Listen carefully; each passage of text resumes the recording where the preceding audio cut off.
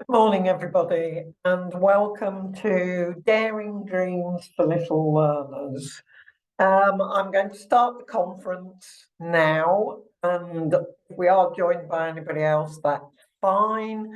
Please do use the chat to ask any questions as we go along, or to greet each other, or whatever. Now, I am going to show, I hope, PowerPoint. Just to give you a bit of a scene set before we get our guest speakers along and move through the morning.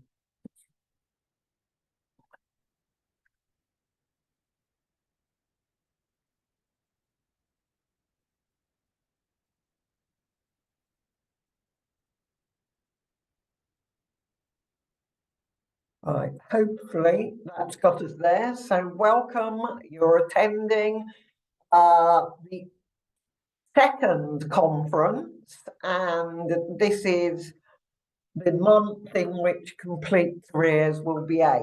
So we're still definitely primary age. Okay. I am Janet Hutchinson. I'm the Career Mark Manager. Esther is with us, but she's staying hidden today. She's a football player and had a bit of an accident on Saturday, so she's taking it easy. So the aim of the conference is to look at how career-related learning can be incorporated in primary, in fact, may already be so, and how doing that will lead to conversations with much younger learners about the sort of person they are, their skills and abilities, their interests, and the jobs they see around them and possibly don't have so much obvious notice of, what I tend to call the hidden jobs, the ones that are there but aren't in your face. For example, people who might keep utilities running, or people who might be transporting goods around, more like the hidden jobs. So what then we're trying to do with the primary is to challenge stereotypes of any description and broaden their horizons. National initiatives are particularly focusing on where young people may be in areas of deprivation. So it's about raising aspirations and increasing motivation about the importance of their learning so that they have a dream about what they can do in the future. What we're trying to do, therefore, is look at how we work with schools to accredit any good practice. We're also looking at current developments that are going on. We've got Isabel from the Careers and Enterprise Company who will speak next. We have some speakers from both Career Map and Lifting Limits who will be looking at some of the things they're doing to support career learning in primary, and from a primary lead who will share the practice from over the last couple of years. We're looking at, therefore, helping you identify potential resources, consider where you may be able to make development, and generate new ideas and raise your awareness of the value of it. It also gives you the opportunity to ask each other's and the speakers questions. We will try and have a summary towards the end, and some of the speakers will be available to answer questions, though not necessarily all of them. Just a little bit of history as well. In 2014, it's sort of the beginning of the story for the Career Mark Primary Award. A gentleman called Gary Longdon, who I don't know if he's with us today, but he certainly continues to work with us, and I've emailed him this morning, who does quite a lot of our assessment, but he began developing the award whilst he was still working with Futures in Nottingham. And then 3 years later, we began to accredit schools who were interested in this area, which at the time was relatively new.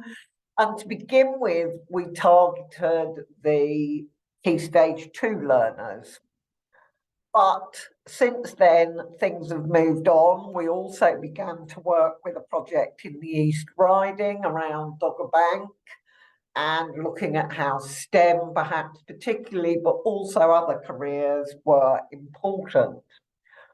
Obviously, we were hit by the pandemic and that had quite a big impact, but it has made it even more important in some ways to do the aspiration raising, the broadening of horizons, the challenging stereotypes and the increasing motivation.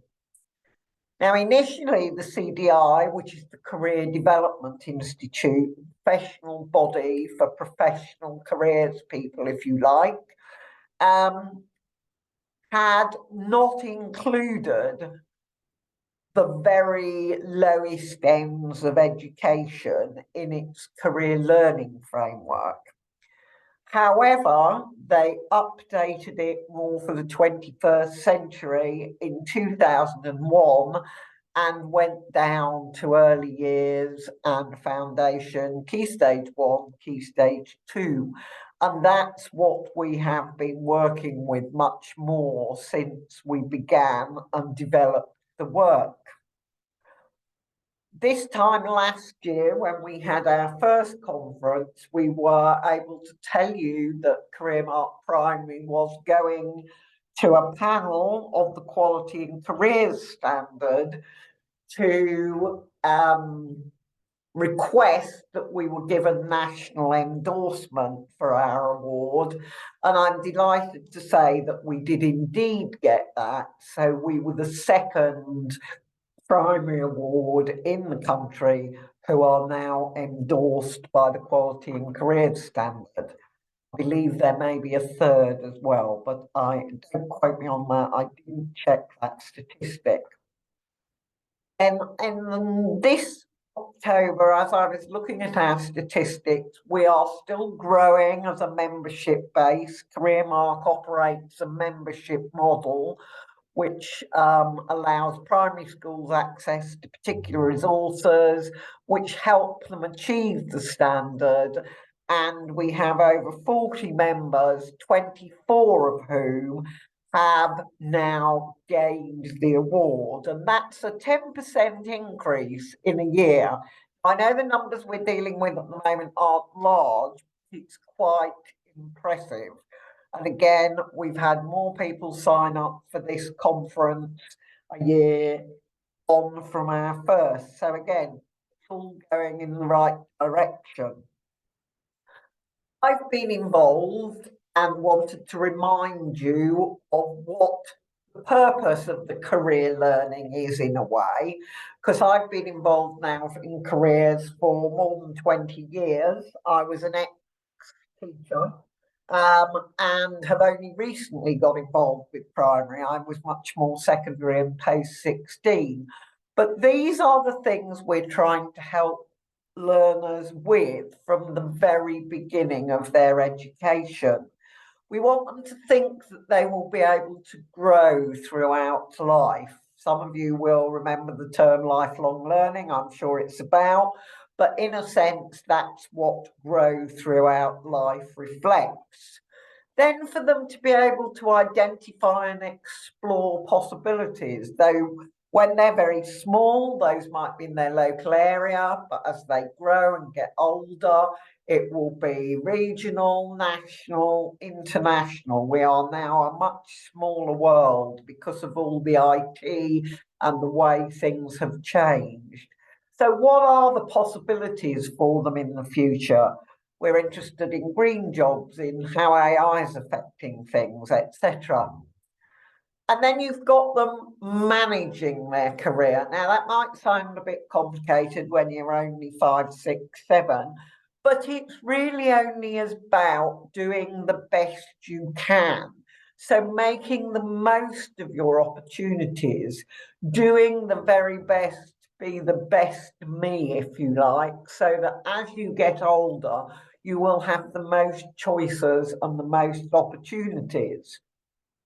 And again, the creating opportunities, a bit like the exploring possibilities, but means encouraging perhaps the learners to reach out and say, I'm interested in that. Can I join you interested people about a particular hobby maybe? Or I'd like to come and have a look at what you do when you're at work, or tell me about it. Then we've got the interesting one that I think schools may find a challenge, but the idea of balancing life and work. We do need to have leisure and time to do other things as well as work. And there is a danger in the Western world and in our economy that people just try and work harder and harder and harder, partly to survive, but partly because that is the culture that drives us. Now we're looking to say, okay, work is important, but so are other things. You need to do sport and exercise, maybe, leisure activities, etc. And then finally, there's a big picture. Now, again, when they're very small, that big picture may not be as big a big picture as when they're older. But it is about them looking outwards and seeing there are more things there than they may realise. And that goes for the whole of the education world in a way. That's just a little reminder of those 6 areas that we are now encouraging schools to work through. And our primary award asks schools to look at this and how it impacts on their learners. How are they leading and managing the development of careers? What's the content and range, and how are they training their staff? There are various tools available, and you will hear more about this, but I'm just briefly introducing them. What the start of the process is, don't wait until you've got everything perfect to begin working towards a standard or to thinking about being assessed, because the way we've put together our standards and our systems of assessment is it's built around a framework that helps you. So you start with a self-assessment and you think, yes, we're quite good at that, but maybe we need to develop that. So it's all about making sure those things happen. So various things like that.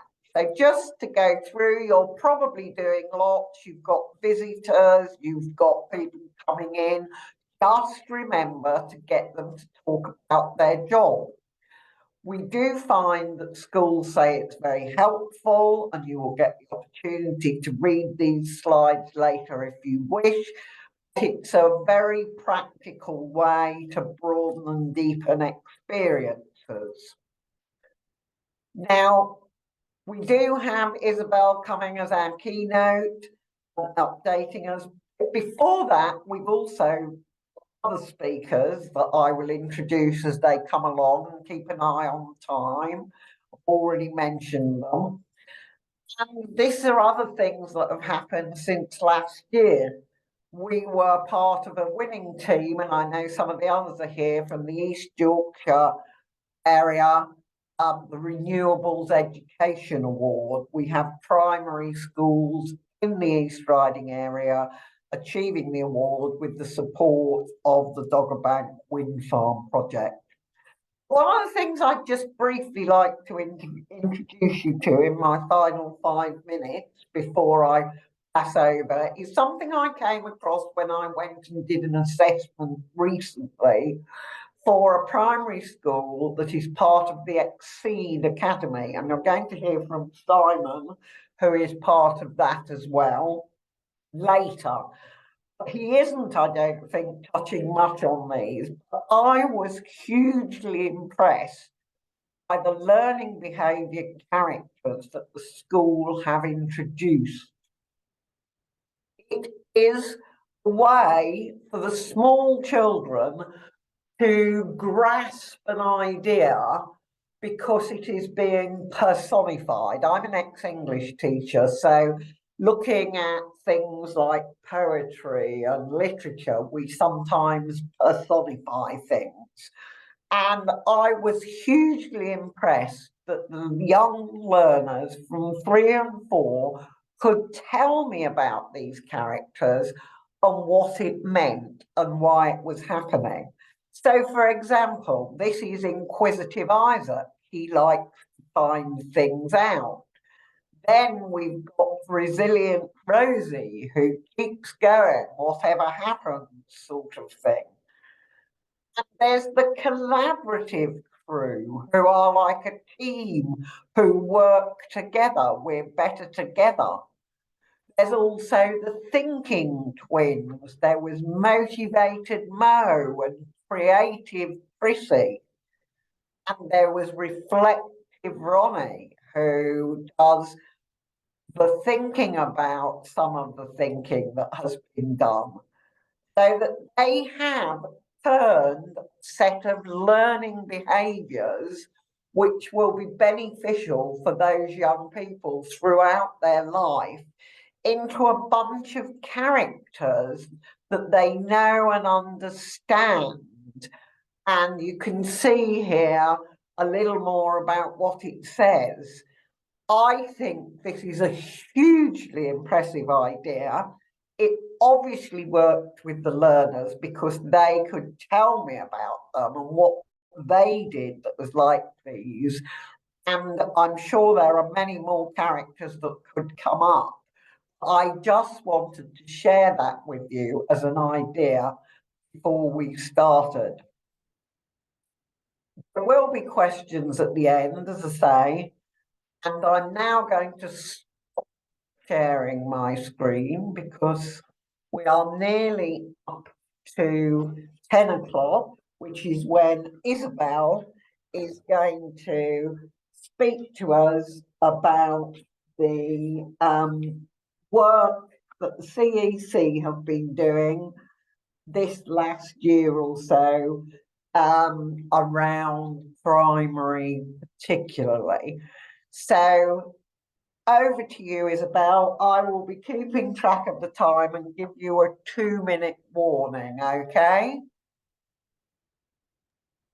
Great, fantastic, Janet. Thank you. I think everything's up and working, but do give me a nudge if not. And yeah, morning everyone. It's really great to be here today. My name is Isabel Hutton. As Janet says, I work for the Careers and Enterprise Company as the Senior Strategy Development Manager. And what that means is that I have the pleasure really of working on developing the strategies for our non-business as usual work. So those of you who are already familiar with the CEC, you'll be aware that the majority of our work has this far been at secondary level. And so it's really great that for me, I get to work at the primary level on something that at the moment is not business as usual, but that we hope very soon will be. And it's great to be part of this conference today with all of the fantastic speakers that we're going to be hearing from. So in my session today, it's really just an opportunity to learn a bit more about the Careers and Enterprise Company and what we sort of mean within the careers landscape. Hear about the new DFE-backed primary careers pilot that we're sort of bang in the middle of working on called Start Small, Dream Big. And it's also an opportunity to gain insight into a priority area that's really sort of coming up at secondary and college level, so parental engagement, that I thought might be just quite useful for those of you, starting your journeys at primary level or wanting to enhance what you're already doing, kind of thinking ahead to, well, if parental engagement is becoming quite a priority area at secondary, how can we get ahead of that at primary in case that starts to sort of trickle down over the next couple of years. So that's the session, and please do pop questions in the chat. There will be a fair bit of me talking, but I have also tried to pepper the session with a bit of opportunity for you to add in your thoughts as well. So Just very quickly then, who are we? Who are the Careers and Enterprise Company? Well, we're the national body for careers education in England, and at the moment that means we support secondary schools and colleges in the main to deliver modern 21st century careers education. You'll get these slides afterwards, and there's a video that links out to our CEO, Ollie, who explains all of this much more succinctly than me. But our mission is really to help every young person to find their best next step, and that every is becoming more and more kind of important to us as we think about primary as well as secondary and college level. Our vision is really to make high quality 21st century careers a reality for everyone, everywhere. And as I say, that's becoming increasingly about those at primary level. And it's really because we know that not every young person is the same. Not every young person has the same experience. We'll be thinking about, you know, the same next steps. And of course, many young people face enormous barriers to that best next step in the future. So it's really important for us to work through careers and focusing on careers to help to tackle some of these issues. And just to give you a sense of some of our priorities for the year ahead, again, this might give you a flavour of what might be coming sort of downstream to primary level in the future. We are really focusing on kind of impact for young people, and really thinking about how we can highlight apprenticeships and technical and vocational pathways increasingly to young people, so that we're making kind of all pathways equitable, I suppose, for all young people. I've mentioned this already, but we're really increasing that focus on including all young people in careers education. So that is starting to include the primary level, with a particular focus on key transition points. So that's 6 to 7 transition point, and then again at GCSE and post-16, post-18. And we're also really focused on building a career system for the future. So I suppose the way that you can think about the Careers and Enterprise Company is that we are the infrastructure across England for careers education. That infrastructure requires an awful lot of people, of bodies, of organisations, many of which are on the call today, to kind of make it work. But that's really what we're looking at, kind of growing and strengthening. 92% of secondary schools and colleges are now operating within that careers infrastructure, and then what you'll hear today is that we're really beginning that journey of bringing the primaries into that as well. So that's just a little bit of background about us at the Careers and Enterprise Company. And I'll now just introduce you to our pilot, Start Small, Dream Big, which is a really exciting piece of work that is only about 10, 11 months in. So it's quite nice to be able to come and speak about this sort of in its early phases. So just to give you a little bit of background to the pilot, in 2018, in partnership with Education and Employers, we published the What Works at Primary report. And within there are a set of 6 principles for career-related learning that most of our work at primary level has sort of gone on to kind of follow and map against. And I'd really encourage you to have a look at those, especially at the moment in the absence of Gatsby benchmarks at primary, which is something that we have at secondary level. And off the back of that report, with DFE backing, we launched a primary fund, and that tested 15 different delivery models at primary level. So it looked at the What Works report, and it started to test what might work. And actually there might be schools on this call that were involved with some of the organisations, the 15 organisations that worked on that.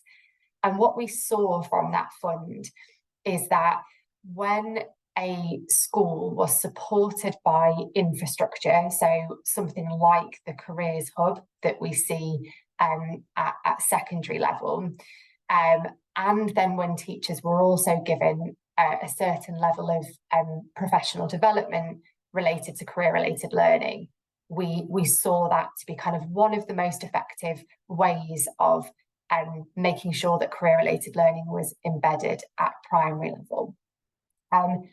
Following that, the government published the school's white paper, where they committed to develop a new careers programme in primary schools, specifically targeting areas of disadvantage.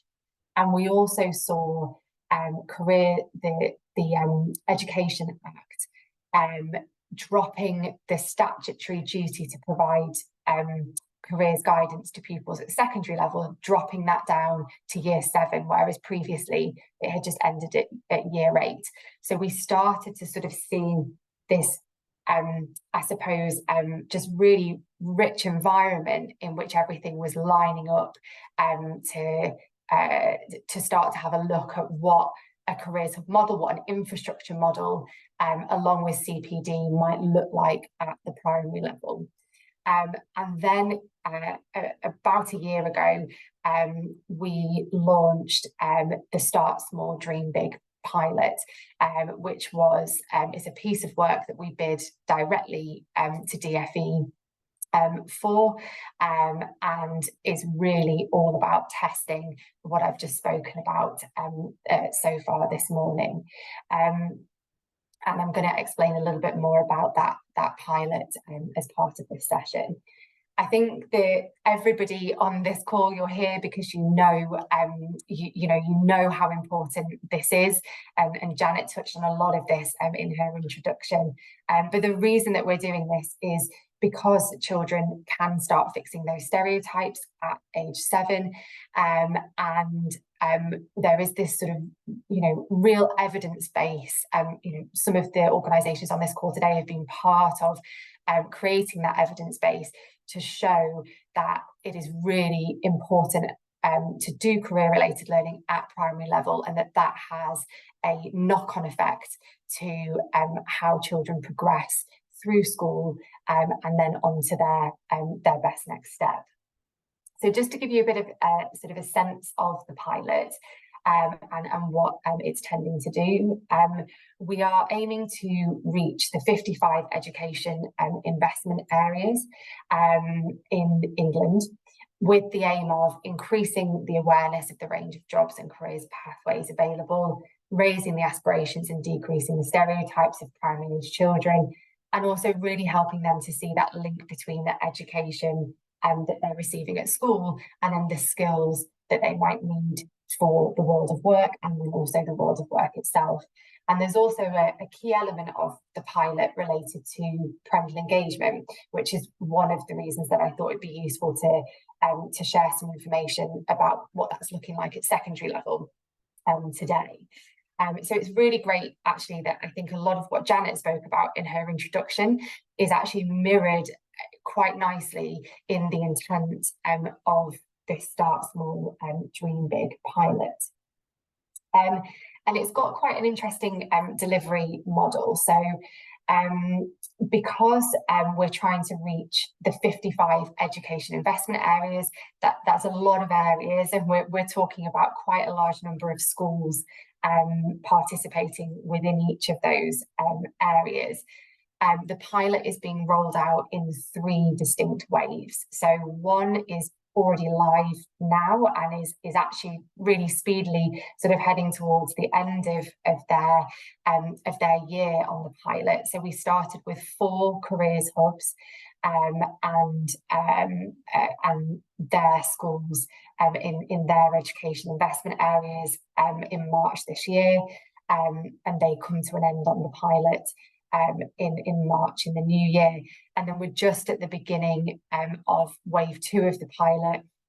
We've got more areas coming into wave 2, and they're running for this academic year on the pilot.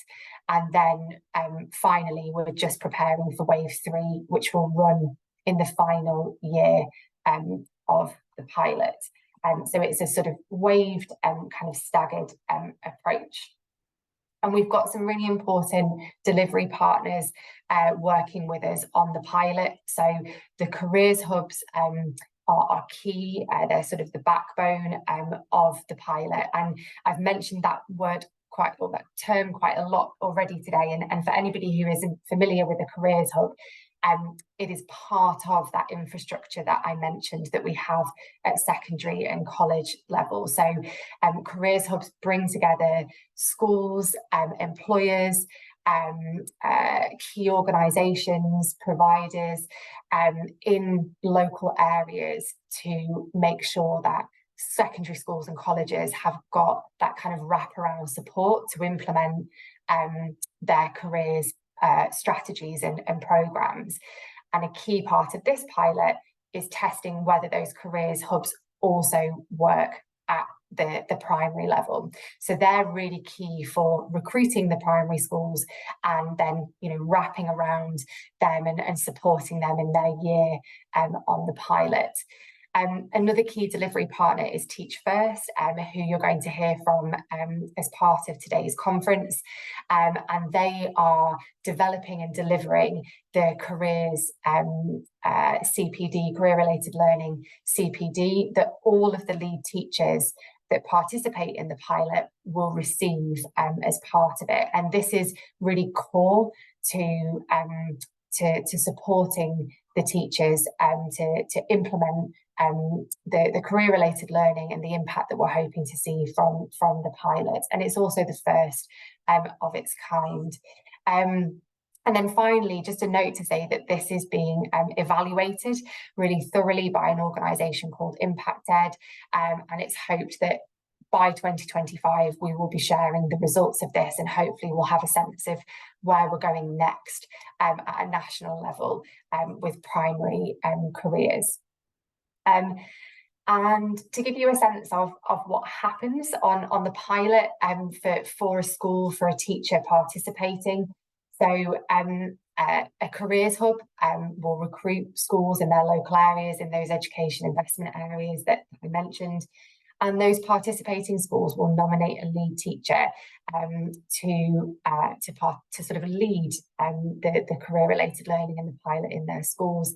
And they'll be provided with support via that local careers hub and Teach First to access that careers leadership training that I mentioned, and that we'll be hearing more from Bridget later, to implement a career-related learning strategy or enhance an existing one where it already exists. Plan for and deliver an employer encounter for pupils. So the world of work exposure is really key to this pilot, and then participate in that evaluation that I mentioned.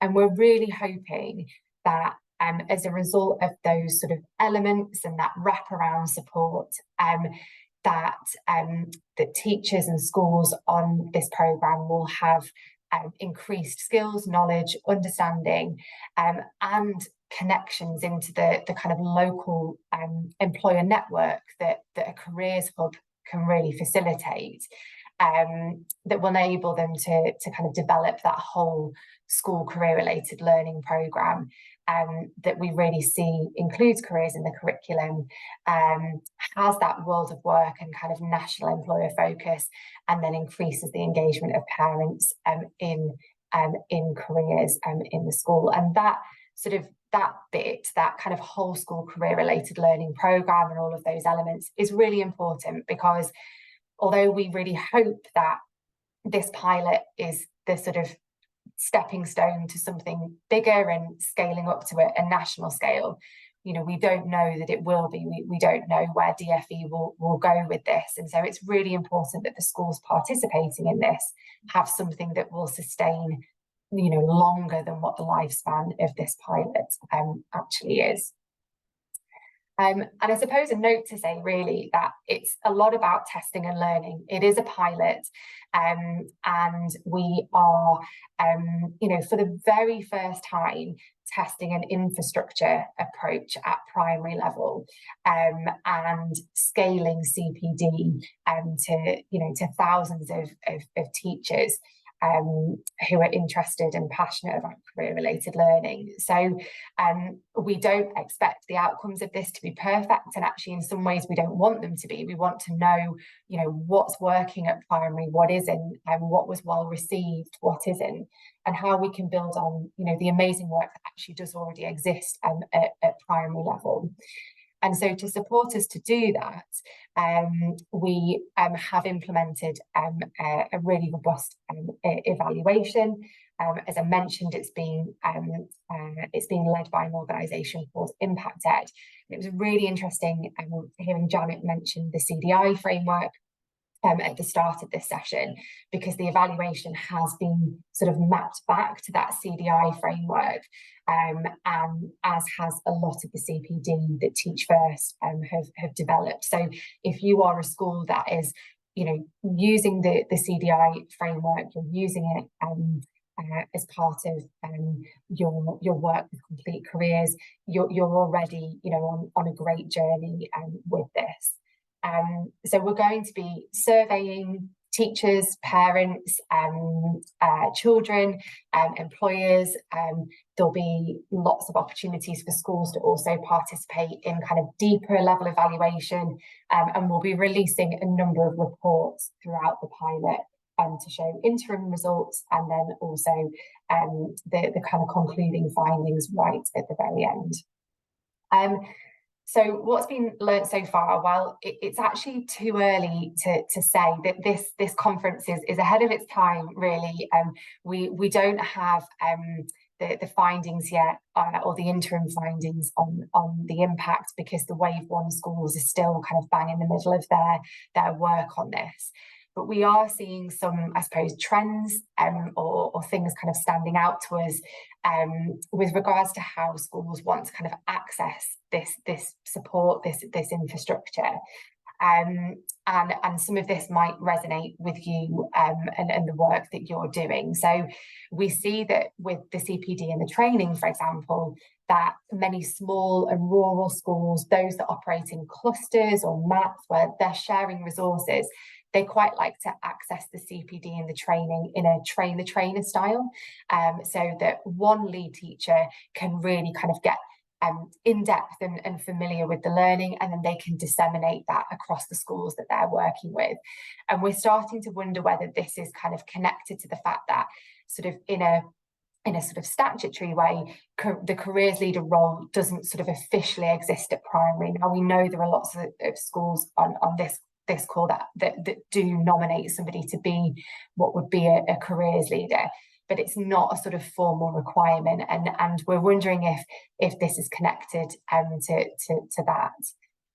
With the employer encounters, in general, what we've seen from Wave 1 schools so far, although they're at their early stages with this, is that they like to work at that local level. So they really like to think about, what are the needs of my school, my pupils, who are the employers that are close by to us that we can really open our pupils' eyes to. So they're really liking to sort of explore that local level view with the Careers Hub. And then finally, really encouragingly, we're seeing a very high level of engagement from schools in the first 2 waves in the baseline of the evaluation. And so what we're just reading from this is signalling appetite from primary schools across the country to track that career-related learning impact and learn more, so that we can kind of influence change in this area. So that's really, really encouraging. If you would like to find out more about Start Small, Dream Big, including whether you are a school that is eligible to participate, you can do this in a number of ways. So if you are in an education investment area, and you can Google those, or this deck links out to them if you're not sure about them, you can contact your Careers Hub directly, and they'll let you know whether you're able to participate in this or not. If you are not sure, or you've got more of a general question, you can contact the CEC at Primary Education. And then if you're looking for sort of more support outside of that for any career-related learning work that you're doing, you can use the CEC's primary platform, which has got loads of tools, resources, research, guidance, and will eventually be publishing information about the pilot on there as well. And that's open access and free for everybody to use. So that's a little bit about Start Small, Dream Big. And I'm conscious of time, so I think I'll have to sort of whiz through this next section, but I do just want to reference parents really. And as I say, this is a trend that we are increasingly seeing being prioritised at secondary and college level. It's also something that the department baked into the intent of this primary pilot. So I think it's something that, you know, if you're thinking about how can you dial up some of the work that you're doing around careers, I would maybe recommend thinking about it in terms of how you're engaging parents in the work that you're doing, because, as I say, this is something that we're seeing, you know, being talked about more and more. Now, at secondary level, what this means for us is we have a programme called Talking Futures, which is something that we run in partnership with the Gatsby Foundation. And what it means for us is that we really want to support parents to have better careers conversations with their children. And I think that probably is something that stands true at primary level as well as secondary. And because the CEC aren't kind of parent facing or kind of directly connected to parents, what we do is we work through the careers leaders in the secondary schools and colleges to build their motivation, capability and opportunities to improve parental engagement in their institutions. And what we've really been focusing on is just raising awareness of parental engagement. This is something that you should be thinking about, and hence why I'm here today doing it, starting that journey with primary. And then over the next couple of years, what we're really looking to do is focusing on embedding parental engagement into all aspects of careers leadership. So this is where I think primary can sort of start to get ahead of that. And it's worth knowing as well, because I think these resources, this information will be useful for a primary audience as well, is that Gatsby have got a direct to parents platform with loads of information for parents about why careers is really important for their children, and tools and tips and resources that parents can use to start conversations with their children. And I suppose, why are we doing this? Well, when parents are engaged properly, they can be really impactful, and they can impact on pupil learning. And you know, you can see this here from some research that's been done. We're also seeing that through something called the Gatsby Benchmark 10-year review, which is happening at secondary and college level at the moment, that we're sort of predicting and seeing that parents are going to come through as one of the sort of key review points for those benchmarks. So we're really looking ahead to that. We also see that parents actually want to be engaged. So parents in research are kind of saying that they want more information from schools about careers, education and the world of work. But we also sort of see that that parents are parents can sometimes bias their conversations with children. So if parents have had a certain experience of the education system or a certain career pathway, they may be biased within their conversations with their children about those particular experiences. So it's really important that we start to inform parents about the most up-to-date and accurate information to do with careers and education. I would be really interested to know, and please do pop this in the chat. We're not going to have time to sort of spend lots of time sort of on this, but I'd be really interested to hear from you about what prevents teachers, other school staff from engaging parents in careers. How are you finding that is sort of happening at primary level?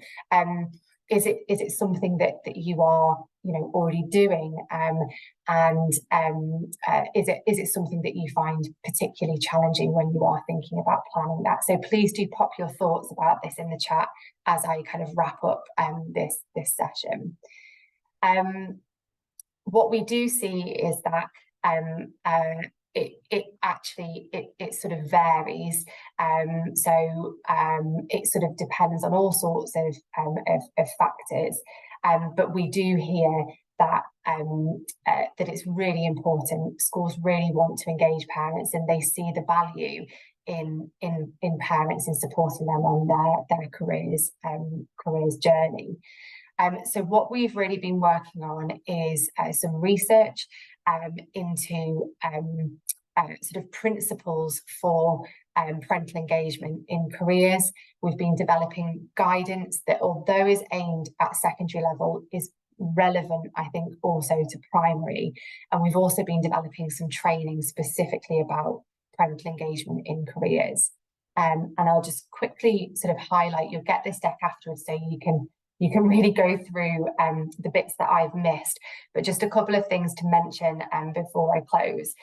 One is that we're really talking in terms of the difference between parental involvement and parental engagement.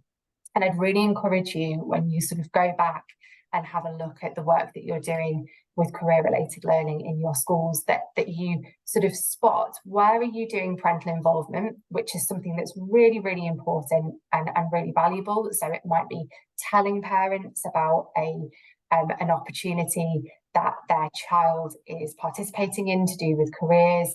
It might be sending out a newsletter that details the plans of your strategic programme. It's really important for gaining that buy-in. But what we want to do is start to encourage schools to ladder up to parental engagement, which is really where the magic happens. So this is where parents are actively involved, engaged in the way that the career-related learning programme is being developed. They're considered, their needs as well as the pupil needs are thought about, and they may be targeted, specific groups might be targeted as well, just in the same way that we might do with pupils. Very quickly, we have got a set of sort of principles for strategic and embedded approaches to parental engagement in careers. They're summarised on this diagram that you can see on the right, and we have some training modules that are free to access that sort of help you to think about how you can implement these principles in your career-related learning programme. The training modules were developed with secondary and college in mind, but I do think that the content is absolutely relevant for the primary level. And so if you were really thinking about wanting to sort of, you know, step up any practice, I'd strongly encourage you to have a look at those. Where can you find out a little bit more about that? Well, you can pop onto our website. Talking Futures as a whole suite of resources is publicly available and for free. You might find we've got a transition guide about parental engagement in careers at the year 6 to year 7 transition point. You might find that particularly useful when you're thinking about this. I've mentioned those training modules, those parental engagement in careers training modules. Have a go, see what you sort of think you can kind of extract for primary, and let us know how you get on with them as well, because it might be that something, you know, in that space is coming down track. And you'll hear probably from Bridget later as well that parents are part of the CPD that they're developing within the Start Small Dream Big pilot. So any thoughts that you have on that would be greatly appreciated. As I mentioned, 1 minute, Isabel, if possible, please. Brilliant, thanks, Janet. You can direct parents to the parent-facing Talking Futures website. And then finally, if you need any support specifically for primary in related to parents, you can use Learning with Parents, who are a really interesting charity. You might already be working with them, but they offer lots of support for parental engagement. So I appreciate that was a lot of information. I hope that was useful. Please do pop any questions in the chat. I'll also be rejoining later on in the session as well. Thanks, Janet. Thank you, Isabel. That was really helpful. And again, I didn't say a lot about parental engagement at the beginning, but I will come back to that and we can maybe touch on it again when you return at the end. So thank you very much. We've now got a 10-minute comfort break, everybody. Go and put the kettle on, bring your cup of tea or coffee back. And then at 10:40, it'll be Kirsty from Lifting Limits, which again is our new, well, maybe not that new in the world, but we only discovered them again recently when we discovered that they were working with one of our primary schools who were working towards the award. So we're delighted to have Kirsty to tell us a bit more about what they do after the break. Thank you.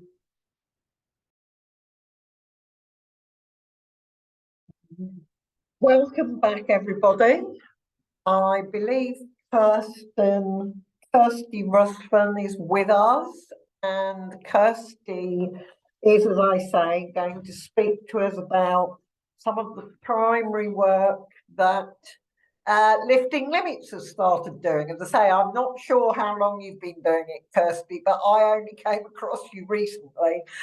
We were delighted to see that you were working in the same sort of ways as we were, but from a slightly different angle. So welcome, and I'll give you a 2-minute warning at the end, okay? Great, thank you so much, and thank you so much for the invite to speak today. We'll just organise my presentation. Right, hello, welcome everyone. So I'm Kirsty from Lifting Limits, and we are a charity that works predominantly with primary schools and early years settings, and our core mission really is to challenge and head off and disrupt gender stereotypes at the earliest opportunity. And the reason we really do focus on the earliest years is because as much as we support any work that can happen in secondary schools, it's still incredibly important. Actually, the work in secondary schools is often unpicking norms that have formed in the earlier years. So that's our particular focus because of that reason. So I'm very lucky because I'm still a teacher for some of the week at a primary school in London, but then for the rest of my time, I get to work with schools nationally. And at the moment, actually, this slide is a little bit out of date. We've worked with over 15,000 children now, and well over 2,000 school staff, and around 55 schools at the moment have joined our programme. And how we work with schools is that our programme starts with training, because we found that to be the most effective way to do this work and to challenge norms. So we often do staff meetings, for example, for teachers, but one of the best ways that we can work is to try and catch schools on inset days, because then we often get to talk to the whole school community, and we get to talk to support staff as well. And we also train teachers to go back into their own schools to train their colleagues. And that's been really effective for us, because obviously that helps us to multiply the work, but also we know that these nominated individuals from their schools, they know their school communities the best, and they know what the priorities are, they know what's on the school development plan, and they can go back and they can talk to their colleagues, they can talk to the governing body and the parental community, and they can really make this work happen in their schools. So it always starts with training, but then we also have a package of resources, because it's, for us, it really supports schools to get started. So we have guidance documentations. We've got lessons right from EYFS through to Key Stage 2. And it is a whole school approach, because we're not focusing on a particular year group. We're not focusing on a particular curriculum area. What we want to see is this work is a bit like a stick of rock, and you cut through a stick of rock, and that message, that lettering runs all the way through. And that's what we want the work to look like in schools, that this equalities work threads through everything you do. So the children are hearing the same messages in the classroom as they would do in the playground, for example, that parents and carers have access to this work as well, and that everyone's moving in the same direction and supports the same aims and messaging. So that's why training is just so important to us. And I wanted to call this session Smashing Stereotypes, because a few weeks ago we worked at a festival for children and their parents and carers, and we challenged them to write down any stereotypes that annoyed them or stereotypes that they had heard, and they were then invited to post them into our Poomoji. The Poomoji was brought a lot of children over to our table, let's say, and then at the end of the festival, we invited children to come over and smash the stereotypes. They actually literally smashed the piñata, and all the stereotypes and some sweets fell out of the piñata. Now, my children are grown up now, and I'd forgotten the ferocity that young children attack piñatas with, and I actually had to take this photograph from behind a table, because you can see this young person was quite angered by some of the stereotypes that she posted in the piñata. And here are some things that came up through our conversations at that particular event, and I'll give you a moment to read those four.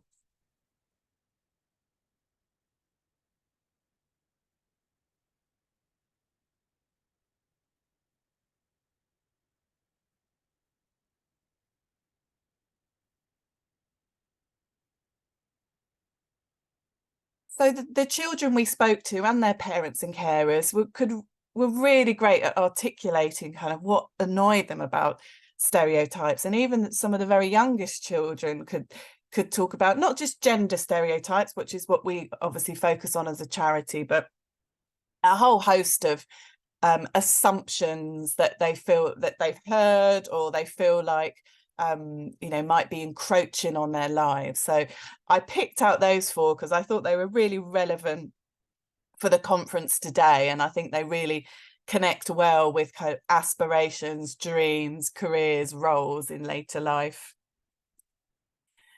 And this is a quote from a year 6 boy that we worked with. I'll give you a moment to read that.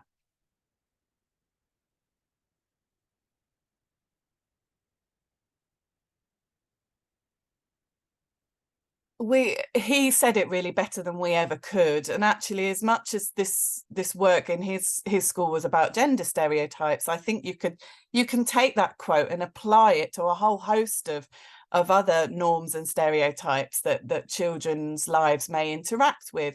But I really like that idea of boxes, and we use that a lot in our training with children and adults around have you felt like you've been put in a box? Has someone prejudged you without even getting to know you? So I'd like to pause just for a moment and for some personal reflection time, or please feel free to add to the chat if you're comfortable to, but just really posing the question, have you felt that you've ever been placed in boxes? And that could be in your professional life or your personal life, or maybe something within your own family, or if you have children. Please do write any thoughts down and just take a moment to reflect on that.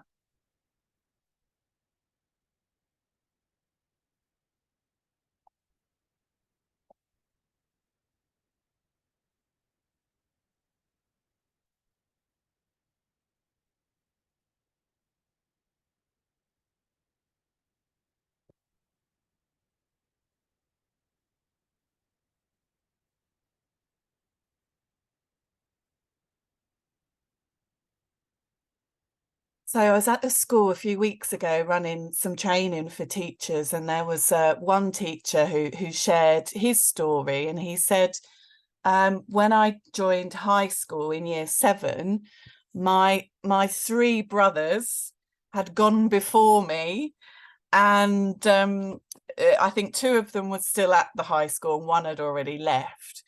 And he said, I could just not get out of the box that I was related to my brothers. He said their behaviour was quite different to mine, let's say. And every teacher I came across would say, oh, you're so-and-so's brother, you're so-and-so's brother. And he said, I used to overcompensate so much for their behaviour. He said, I'm sure that's why I'm a teacher today, because I rigidly kept to the rules, and I tried to show them actually, don't put me in that box because of my siblings. I'm my own individual. I'm my own person. So please, you know, interact with me and then make your decisions. Don't box me in with my brothers. So I thought that was quite a nice example, and he could see right from that point that led probably to his career choice, that he wanted to still show that he could be good at school, and he became a teacher because of it. And of course our work is rooted around gender, but so many other things intersect to contribute to who we are. So obviously it's important to keep this in mind when we're working with our school communities and our families, that gender is one thing, and that's what we're interested in as a charity, but it would be an oversight not to consider a whole host of other things that make us who we are and can impact on how we feel about ourselves, how we feel about the future, our aspirations, our dreams. So I thought that was important to just raise as well.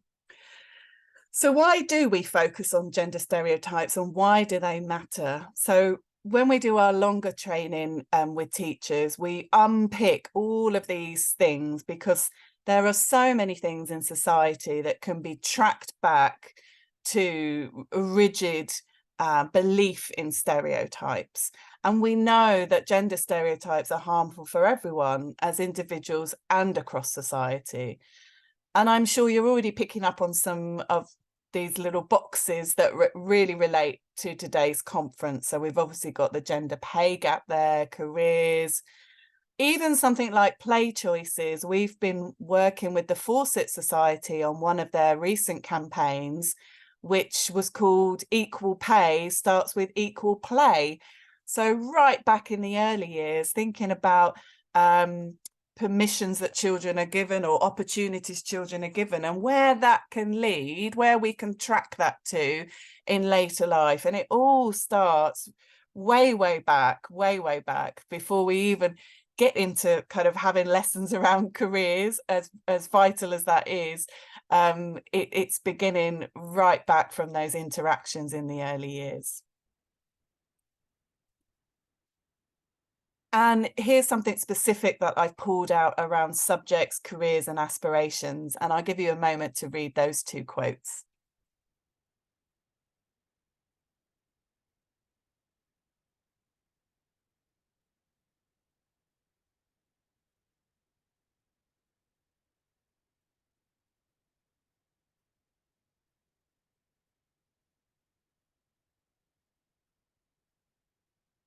So we can really see that link between assumptions, aspirations, subject choices, going on then obviously to careers and later opportunities in life. That's a real pipeline there that we can trace all the way through.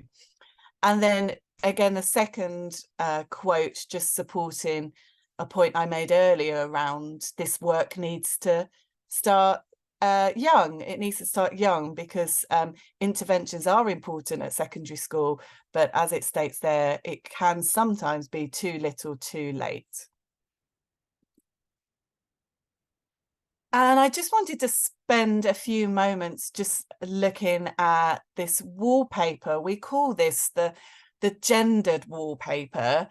And we look at this when we work with teachers, and we think about our own experiences with this. And obviously this slide has got a collection of quite extreme examples, but this messaging and this wallpaper is kind of just always there. We call it a wallpaper because it kind of blends into the background sometimes. And I always annoy my family because I can't help myself. I can't go into a shop and not make a comment about something, and it's almost like a lens. And once that lens, or once you're wearing those glasses, you can't unsee it. So things like slogans on baby grows or children's clothes. You've got an example there around a future boss and born to be spoiled.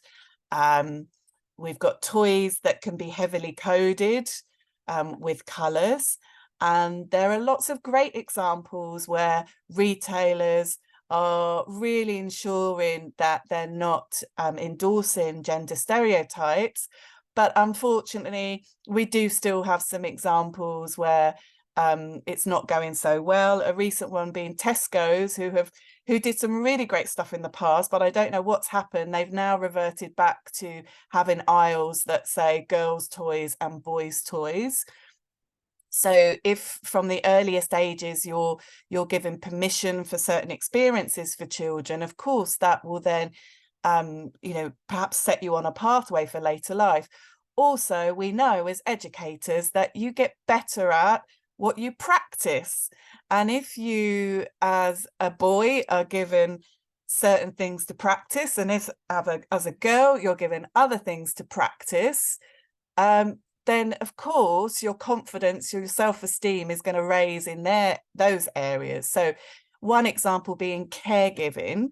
So if we always are focusing on, looking after the babies and the dollies, if that is seen as something that girls are given permission to do, then later on in life that's going to carry on through. So maybe boys haven't had the practice of that nurturing and don't see that caregiving is something for them, and then of course that's going to intersect with your career and with your roles later on in life. So we've got some examples there of language, and that's a big thing that we focus on in our training, because we want everyone to have consistent language.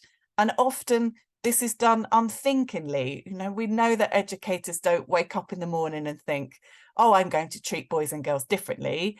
That's not the case. It's just that sometimes these things are happening on an unconscious level, and they are in fact, instead of challenging stereotypes, they might well be endorsing them with children. And here we are with careers. So where does this all lead to? So who pops up when we search for engineers or physicists or nurses? And then quite dated photographs at the bottom. Apologies, we've still got Boris Johnson there. But who are the world leaders? And you can see just from that G7 shot that the men that are in the suits, and even the female leaders, you can see with their clothing, it's almost like they're ascribing to that masculine clothing with the jackets. And then on the right hand side, this was a photo of the G20 spouses, and you've got, this was I think when Theresa May was our prime minister, and you can see his husband, her husband, top right within a sea of dresses. So not only kind of who does what roles when you're older, who does which careers, but also who has the opportunity for leadership later on in life as well. And I wanted to mention roles because obviously, as much as we want to focus on paid careers, I think the unpaid roles we have in life are also incredibly important, because they can either support or challenge our paid work. So who do we give permission to care for the elderly or care for children? Who is still seen perhaps as the main breadwinner? Do we have pink jobs and blue jobs around for housework? is housework equally shared, where both adults are in paid jobs? I think there's a program, I think it might be on Channel 5 at the moment, called Wife on Strike or something about that, and I haven't caught it. I saw an advert for it last night, and I think it was about you know, all the unpaid domestic work that happens. And I think actually last night's episode were dads that were on strike, so I might have to catch up with them. That's quite interesting. And also, who are the multitaskers? And again, that comes back to my point around we get better at what we're given permission to practice. And if you are expected to multitask, the likelihood is you're going to get better at multitasking. And then what happens? You have a self-fulfilling prophecy of, well, give it to that person because they're good at juggling lots of things all at once. So it's just a cycle of, like, you get more things piled onto you. So I thought it was interesting also to raise this idea of roles alongside our thoughts around careers and aspirations. So as adults, we've got such a powerful role in challenging gender stereotypes, and it's our responsibility to not only learn, but sometimes we need to unlearn things and relearn them.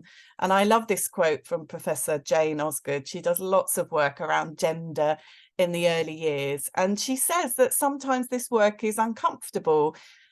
You might be working with children based on your own upbringing and your own background, and sometimes that has to be challenged, and sometimes our language has to be challenged, and what we want for the children that we're working with, and that means doing personal work and sometimes unpicking what we've always done and learning a new way.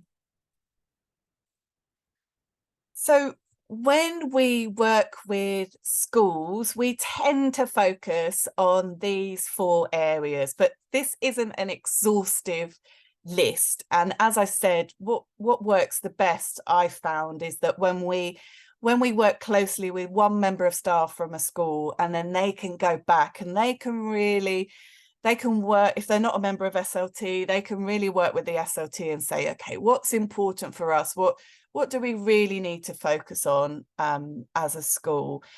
And our work starts with an audit. So we ask schools to look at everything, really. I was going to give you a list then, but just everything. So we look at taught text, we look at curricula, we look at language, we look at take up of clubs, we look at the SEN register to see what the percentage of girls and boys on that are, and if that would like to be a focus for a school. We look at environments, we look at everything, and then that audit then kind of throws up the priorities that schools can then focus on. So we look at environments, but not just the physical environments, and that the idea of aspirations is really important because we also consider the psychological environment. So we're thinking about, does every child have that opportunity to aspire free from gender stereotypes?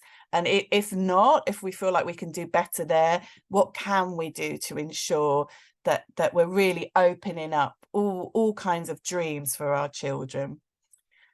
The adult is key and language is key. So we do a lot of work around language and focusing on the role of the adult. I'm going to give you some examples in our last few minutes together of some great practice with schools that we've worked with around the country.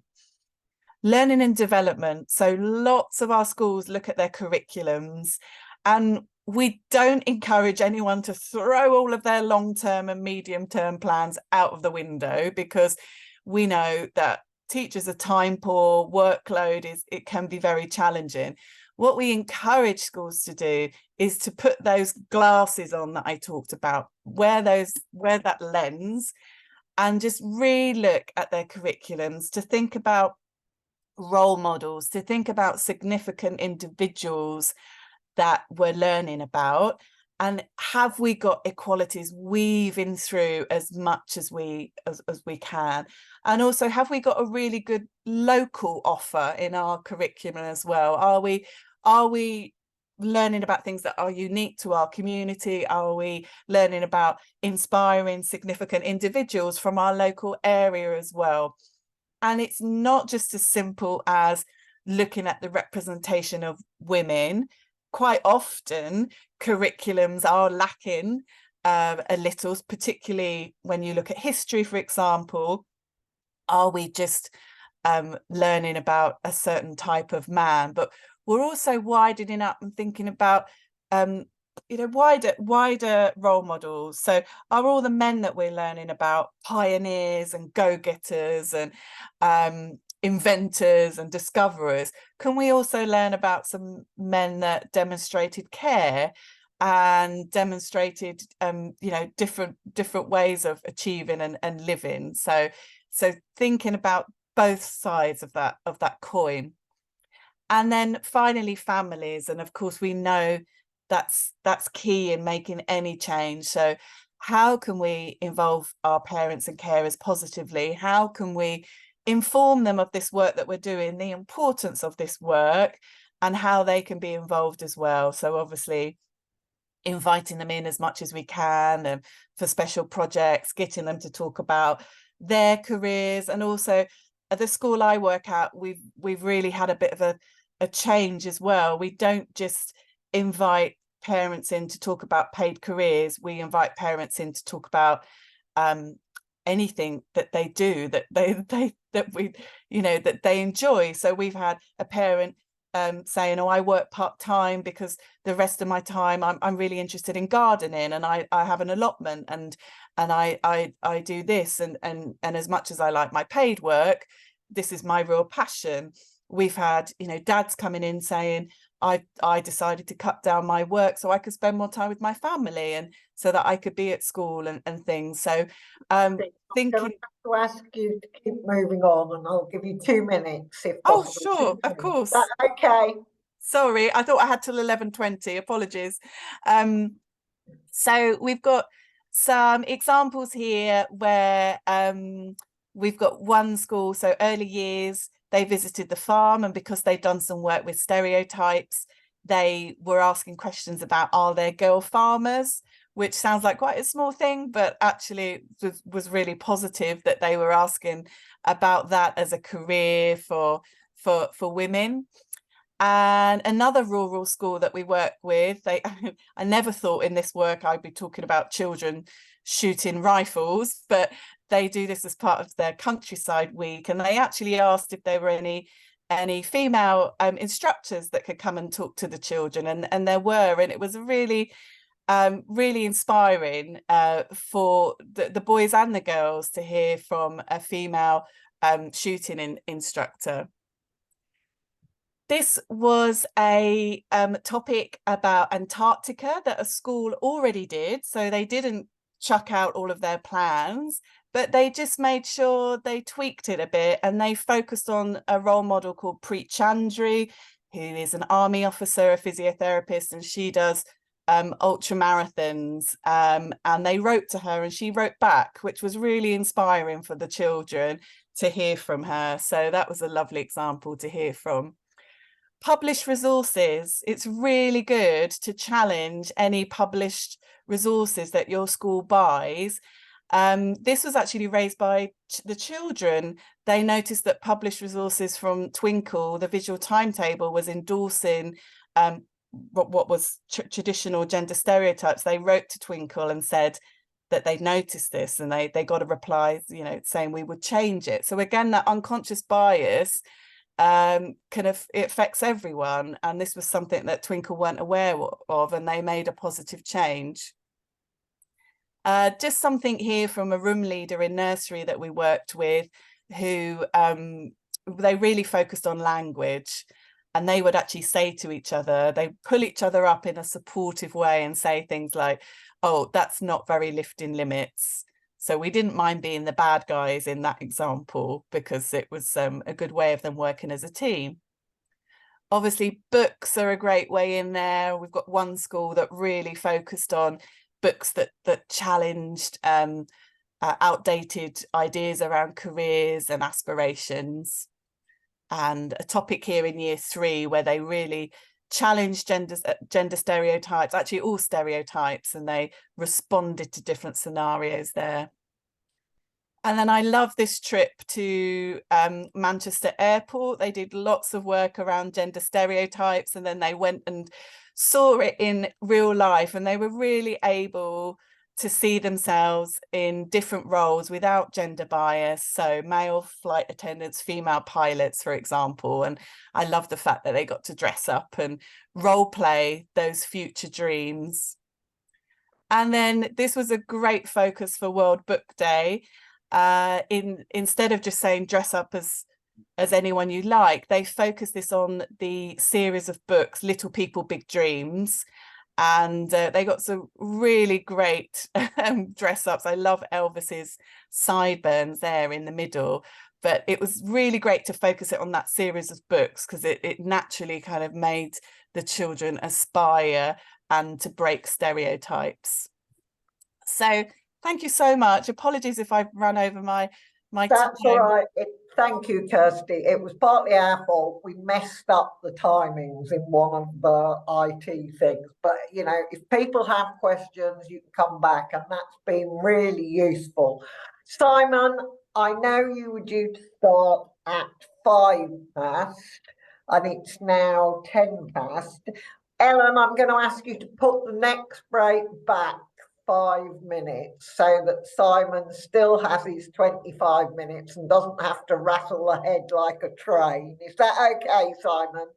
That's absolutely fine. Thank you very much. Right.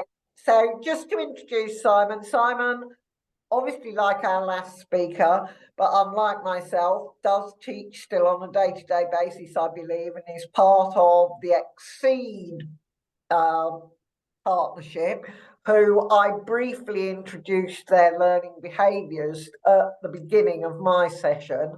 I believe you all use those, but you haven't chosen to focus on those. But I just was so taken with them, Simon, I couldn't not share them this morning, because I think they're an excellent way to start with the very little ones.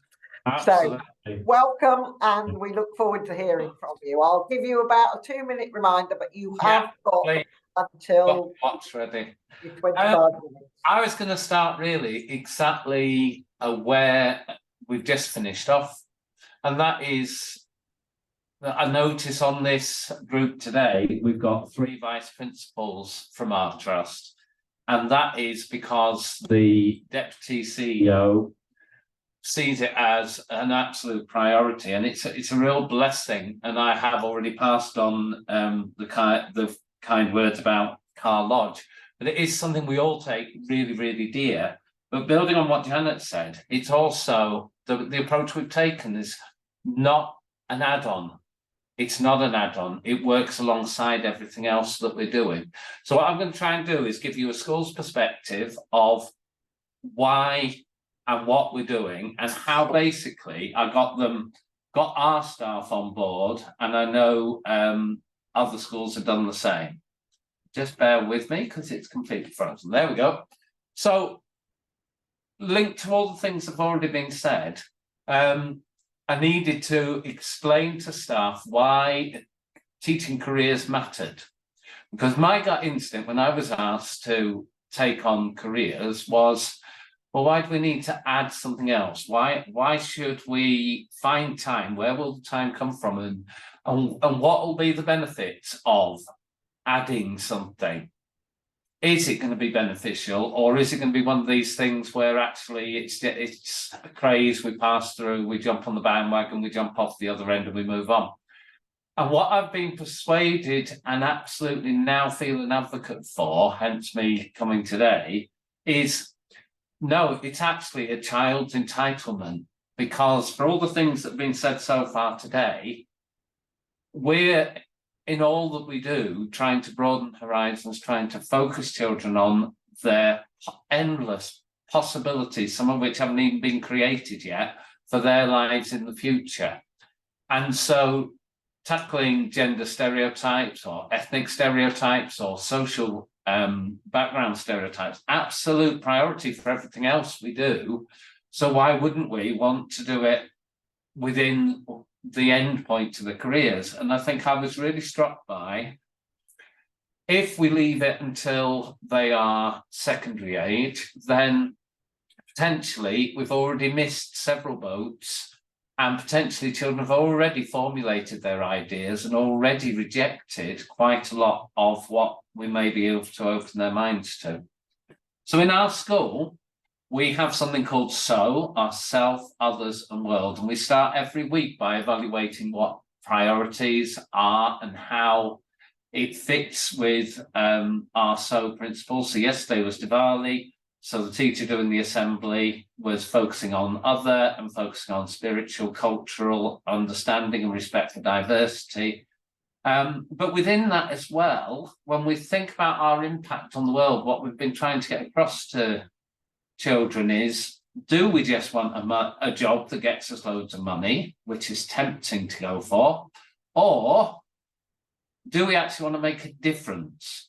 Do we want to make a difference to the world around us? And I think that's something we've started to make inroads into, job satisfaction alongside the financial implications, and to give them an idea of how that has an impact. So yes, you maybe want to be a footballer, but what else are footballers doing to try to compensate for the fact that they've got massive salaries? They are actually out in communities trying to make a difference.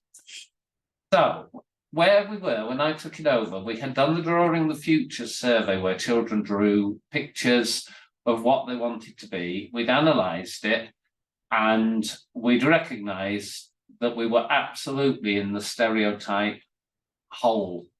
We wanted to be footballers, we wanted to be social influencers, and we didn't really understand what or why a social influencer was a job. We just wanted to be one because we were aware of some. And so step one was about putting something in place, but it wasn't really embedded. It wasn't something that people go with. And we had a long-term plan over the year, and it was absolutely that thing of, oh yeah, well, I didn't quite get around to doing it because I was busy doing this that you wanted me to do type scenario. So the next step really was to say, well, we need to make it better than that. We need to make a sustainable package. We need a careers experience that happens with a definite timetable. We need to look at how it affects our curriculum, and we need to work on the journey towards the assessment for the charter mark. So that was step two. So what I did first was I got the areas of learning and introduced those to the teachers, and tried to get across to them that these were all things that we already do somewhere to some extent within the teaching that we were already doing, whether it was through assemblies, whether it was through PSHCE, whether it was through other STEM work, that we were actually teaching a lot of it, and that when you unpicked it, it wasn't something that needed to be added on. Then probably the hardest bit was to take the career framework and to evaluate our own practice. And I got teachers to do this. And I'd say this is still work in progress. I wouldn't say this is a finished thing, because we've done it for 1 year and I want to feel like this is fully and completely embedded. But one of the things I did on the left-hand side was I changed the statements from the document that is associated with that, and I put them into statements that we're very used to using throughout our curriculum, because across all the schools in the Exceed Trust, we all use know how, know what, know that as part and parcel of what we do. And by rewriting those, it became clearer to people what they were expected to do. So what you've got in the next two columns is what teachers thought they were already doing. And in green, you've got, right, well, these are things, if it's green, these are things we could think about as we plan the next careers week. They're gaps at the moment. Can we evidence them as we go through our planning for the future.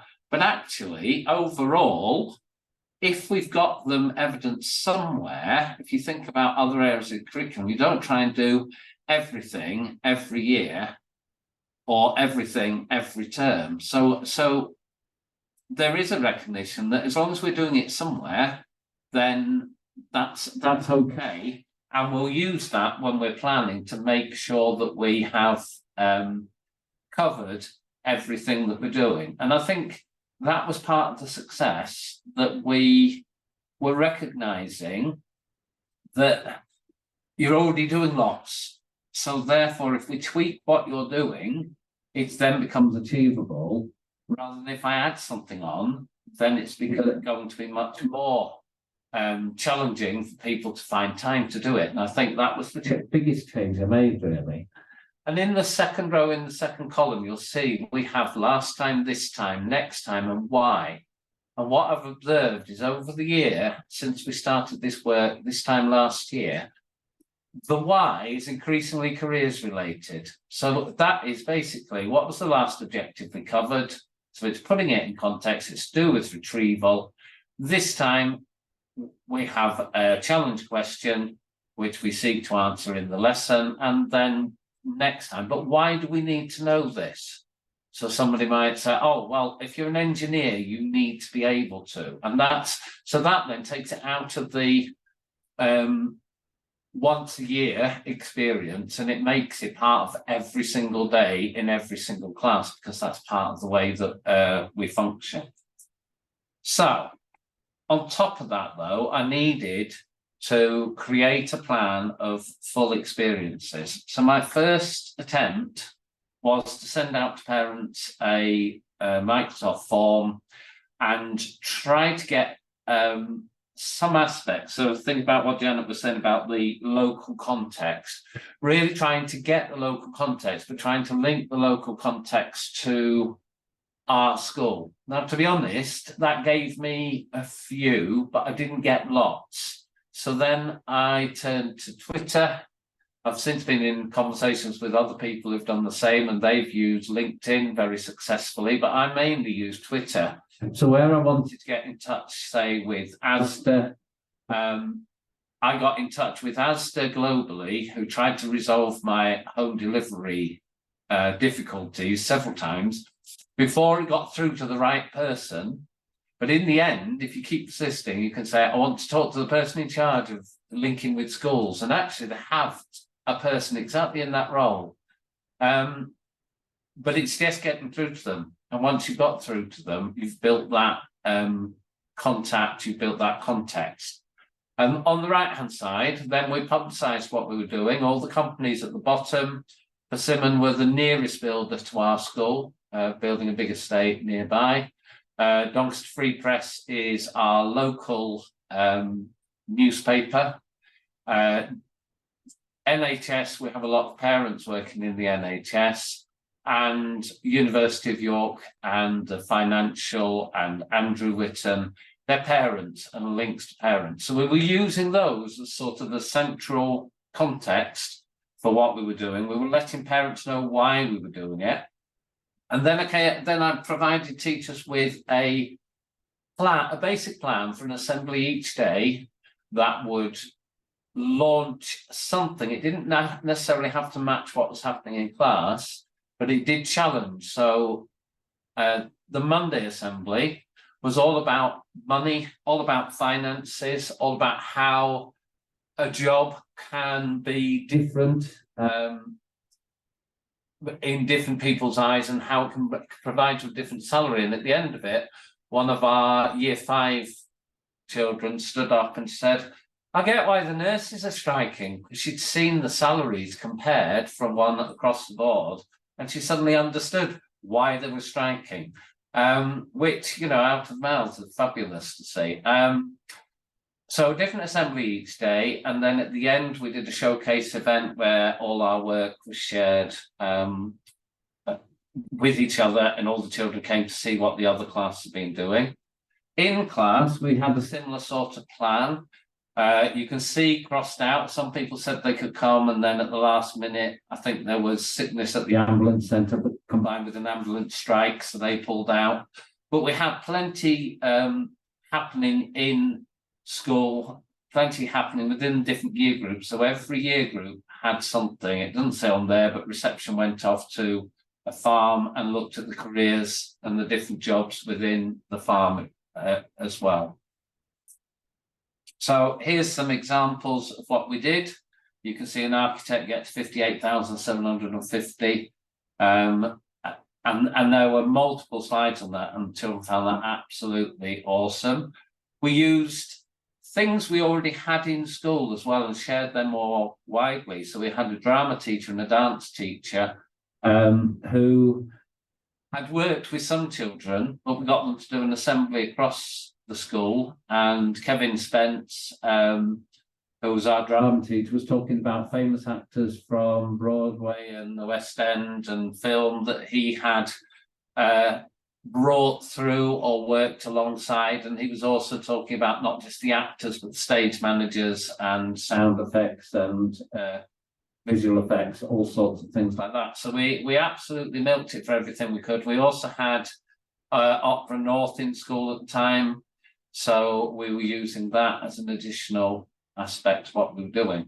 So something every day. You can see one of our parents happened to be a national photographer who's photographed Ed Sheeran amongst other people, so great delight. And he took the children on a fabulous learning experience using iPads, and they became professional photographers. Quite scary if you're on duty, because you suddenly find this child standing on the bench table or doing the splits on the bench table because they're being photographed, doing all the things that you wouldn't always do. And obviously the Free Press coming in, talking about what the life of a reporter is like. Then we had some parents. We're very fortunate to have somebody very high up in DHL, and they brought a DHL front bit of the lorry and a rear part, which was Marks and Spencer's, recognising their delivery. Several different doctors. We then got to visit Asda. You can see behind the scenes, that's the mainframe computer where when you scan your barcode, that's how it gets through to central office. She taught them how to scan on the conveyor belt as well. So that was those lifelong memories that I wanted to get in to really inspire. And then the other thing, moving to the last section really, the other thing we've been able to do is to link with our local comprehensive. Now I'm very, very fortunate because our local comprehensive is also part of our trust, which makes things very, very simple for me. And I know for some schools it will be a challenge, but most schools have made, comprehensive schools have made, in my view, massive changes to their curriculum in terms of their subject departments, and now really clearly having their own careers intent, very clearly having careers experiences. And so we linked together to firstly share what our intent was and how we intended to work together. This has given me a link to the alumni that they are already holding, because when we did the assessment, that was our next step. Can we start to get people in to model who were once students at Willow? And so obviously, no, we haven't got that data, but the comprehensive have, and they have shared that with me, which is going to grow over years, I think. They use it very, very regularly within their school. They use it across subjects. Each department has produced a poster like this, showing where people have gone to from their school, where their outcomes are, and what we're in the process of developing is where these were ex-students of our school. We're going to be bringing them hopefully into our careers events through the year so that we can say, look, this really could be you.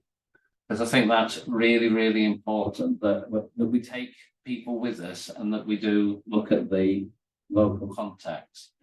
So what we're working as a trust and across schools is to create that database of employers, to expand it constantly so that we don't overuse the same company, so that it is Doncaster based, but it also links to national corporations. My current challenge, we had a workshop during one of our training days where all the schools worked together. And the current challenge was, how in the Modern Foreign Languages department can we go further to explore how modern foreign languages and careers links beyond the sort of academic?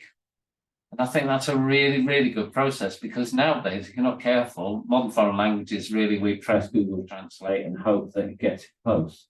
And we want to be a little bit more intelligent than that. So working closely with them, developing that database. The other thing is allowing for companies to drop off because there's a change of leadership or they just haven't got capacity at that time. You need enough in place so that you're not going to have a year where it just falls slightly flat. But then what I haven't said is building that in throughout the year. So we use things like Primary Futures, various different websites to do assemblies, and we build it into that plan so that it's part of life all the time.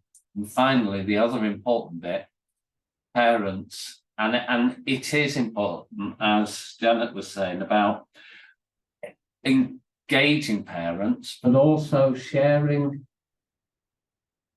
their aspirations. And I really love that idea, Janet, about getting people in, not just to talk about careers that change people's lives, but actually interests and values.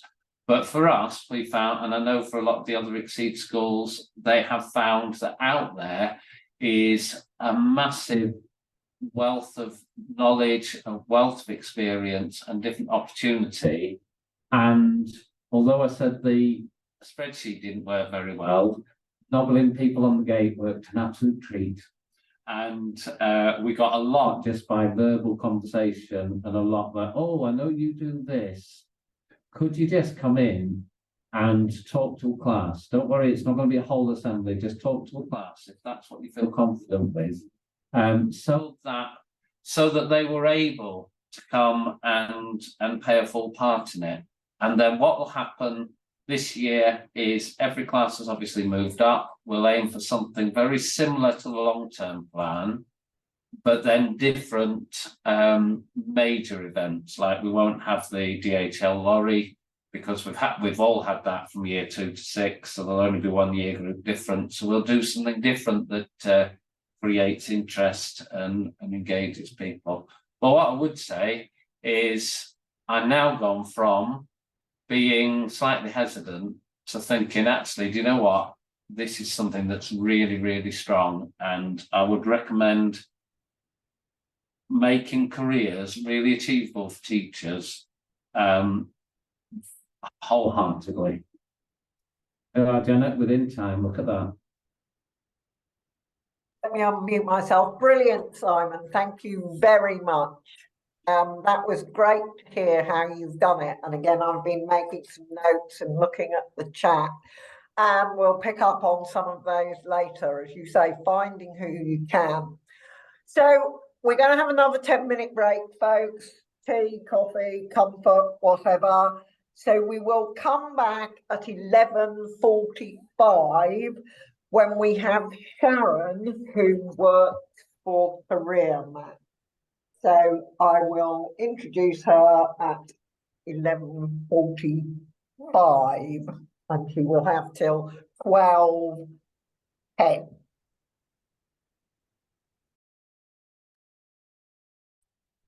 Good morning again, everybody. I hope you are refreshed, not getting uncomfortable, maybe done a few exercises, keep yourself moving.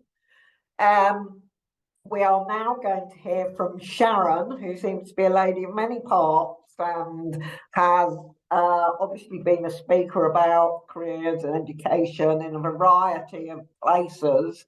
And Career Map, I think, contacted us initially, but I honestly can't remember, Sharon, but it was something to do with primary and your magazine, and you were looking to focus more on a primary context, and we were delighted to get involved in that. And along with the project I already mentioned briefly, the Dogger Bank project, we talked about primary career learning and how it can be accredited through the quality award that is called Career Mark Primary that we run. So Sharon, over to you to talk about what you're doing next with Career Map to engage primary learners. I hope. Are you there, Sharon?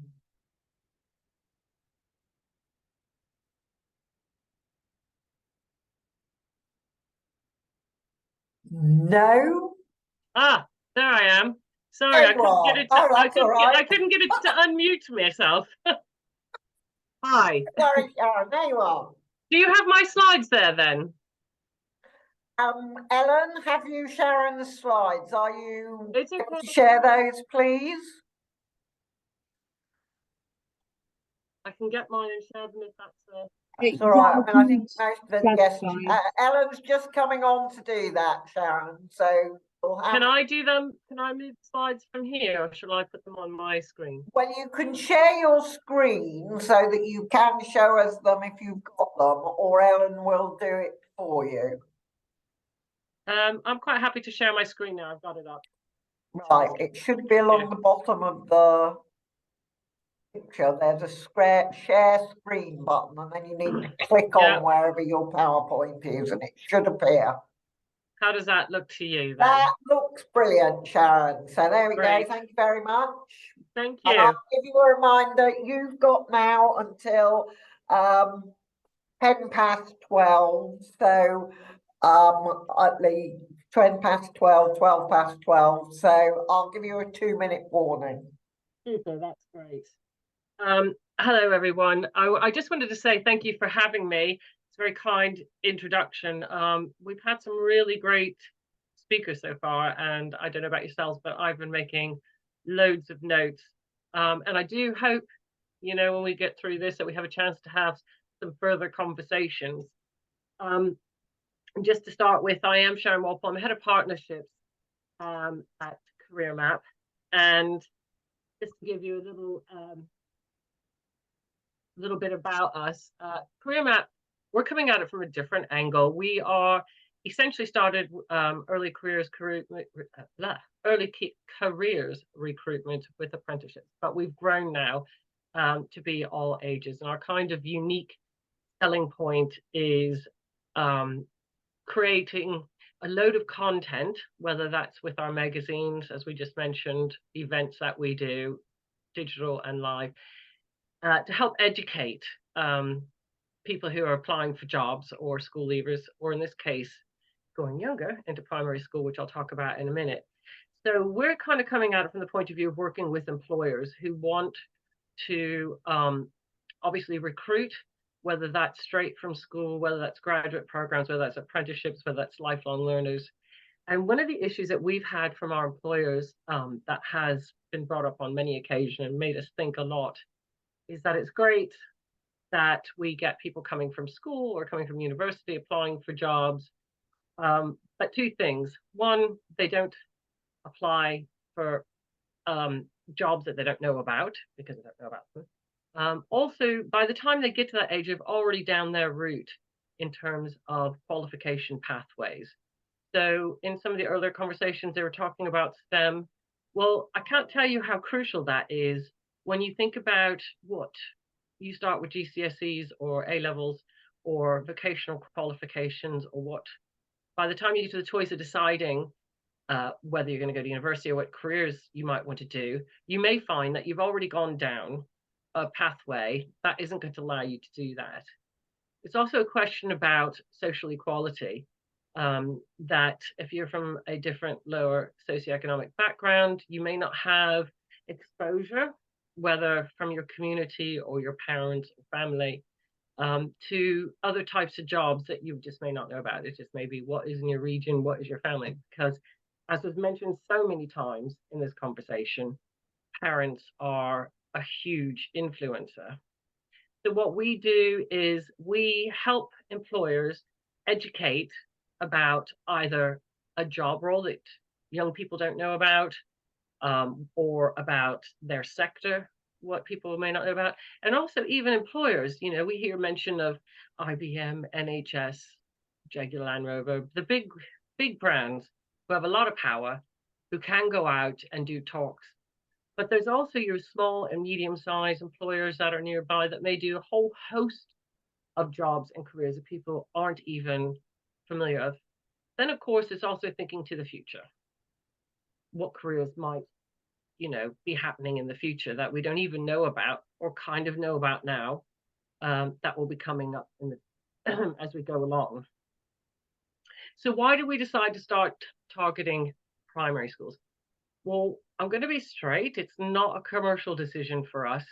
It is an important decision for us in a longer term because, like I said, the employers that we're working with have raised all sorts of issues that have been discussed from the other end of the pipeline, as it were, that they want to have a more inclusive working force. They do want to break barriers with gender stereotype roles. So we already had discussions about that lovely picture that was of senior ministers, and there weren't many women. The same goes with at employment. Top jobs like CEOs tend to be hugely male dominated, and women end up doing the operational roles, the doing jobs. So who's making the decisions, who's doing the jobs and making it happen. And these are things that corporates are very aware of and are working to try to change. There's social mobility, inclusivity, and a lot of this comes from the employer point of view of where their factories actually are or where their workplaces are, and trying to work and engage with their local community to get them to understand, to get excited, to want to think about the jobs, the businesses that are down the road. Because even though, like for instance with university, lots of young people go away from home to study, many people come back to where they grew up.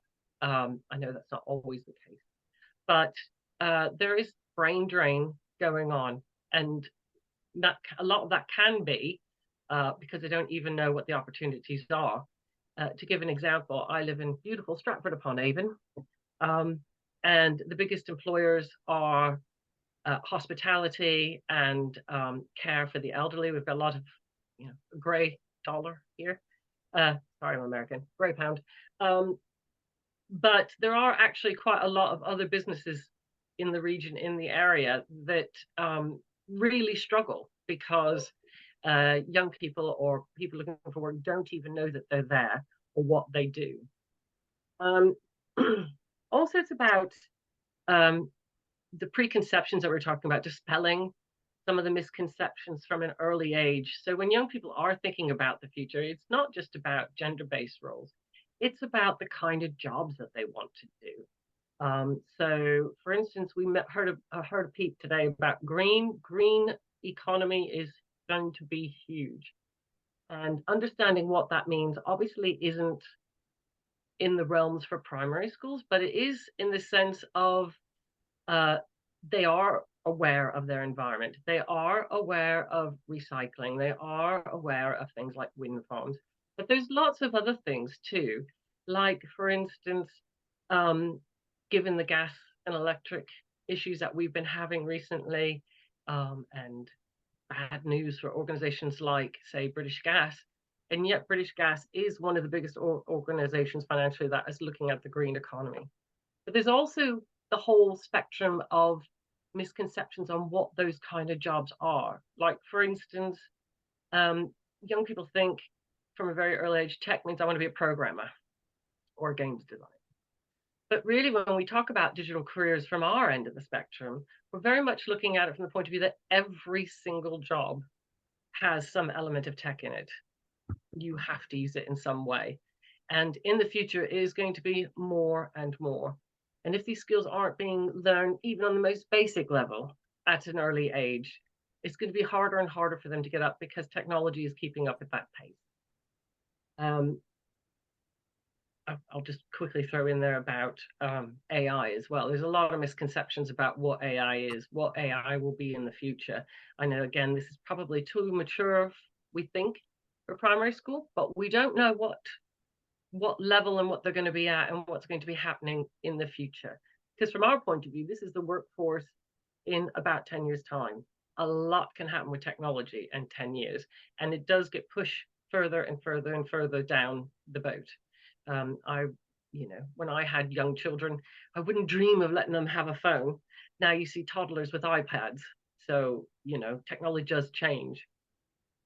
We also want to start looking at things like bridging the gap on labor shortages and skills gap. I'm sure you hear about the skills agenda all the time, about the STEM and the tech and the so on. Well, this is a part of the economy that is growing rapidly, and we want our young people to be part of a strong economy and have a strong future, not having to ship all of our best jobs out. And one example I can give you is with design in tech. One thing that UK is hugely strong for is design, and that's about creativity. That's about thinking about how things will work, and then the manufacturing is part of that process, but it's later down, and we've always been at the forefront of that. And keeping that design within the curriculum is hugely important for careers and of the future. So where have we come into this? What have we done? Well, this year, Career Map launched Career Map for Primary. You can Google it. The link's on the presentation that you can have afterwards. Career Map for Primary is our first year this year of our putting our big toe into the world of careers in primary. And what did that look like? Well, we created a magazine guide for primary school teachers. And when we started this process, like I said, we were talking very much with employers because that's our bread and butter. But we also have a lot of very strong partnerships, as you can see from the logos on there. This project was supported by the Careers Development Institute, Pixel. If you're not familiar with Pixel, it's a school memberships body that has a huge primary part of it. Primary Futures, as we already mentioned, Young Enterprise, and the Careers and Enterprise Company. And this was partly learning for ourselves, but we wanted to create a non-biased, wide-reaching, thought-provoking sort of document about, well, what is going on and what do we know? So a lot of the themes, a lot of the stuff that has been talked about within this, all the previous presentations, were touched on more in detail by each one of these organizations. So, and including the lovely Complete Careers, who also gave us some support and insight, because we don't profess to be experts. We like to work with people who are experts, who can inform our content and help us create really valuable resources. So for this project, the CDI wrote about their new framework and what it means for primary school in particular. Pixel helped us create some resources like lesson plans that could be used for a session that if you wanted to do with primary school children about careers with primary school teachers with careers specialism, helping us create a really valuable resource. Primary Futures, as we all know, did a fantastic video that I certainly love, about gender stereotyping and from a young age, and talked an awful lot about thought leadership piece about what gender stereotyping is and what their research has come up with. Young Enterprise, which I haven't heard talked about today, gave a talk about entrepreneurialism and money and looking after money and running a business. And one thing that I don't think people think about very often is that someone talked about social influencing earlier. A lot of creative jobs that are out there will be self-employed in the future. A lot of people will be self-employed in the future, and starting to think about business and entrepreneurialism from a young age. And they do have a Young Enterpriser program for primary school about thinking about money and organizing. So they talk about that. And then the Careers and Enterprise Company, as was mentioned earlier, we spoke to them about their pilot programs that they're doing. And then we created our Dream Big Day. So I don't know if video can work on here, but I'm going to have a shot. Let's see. If not,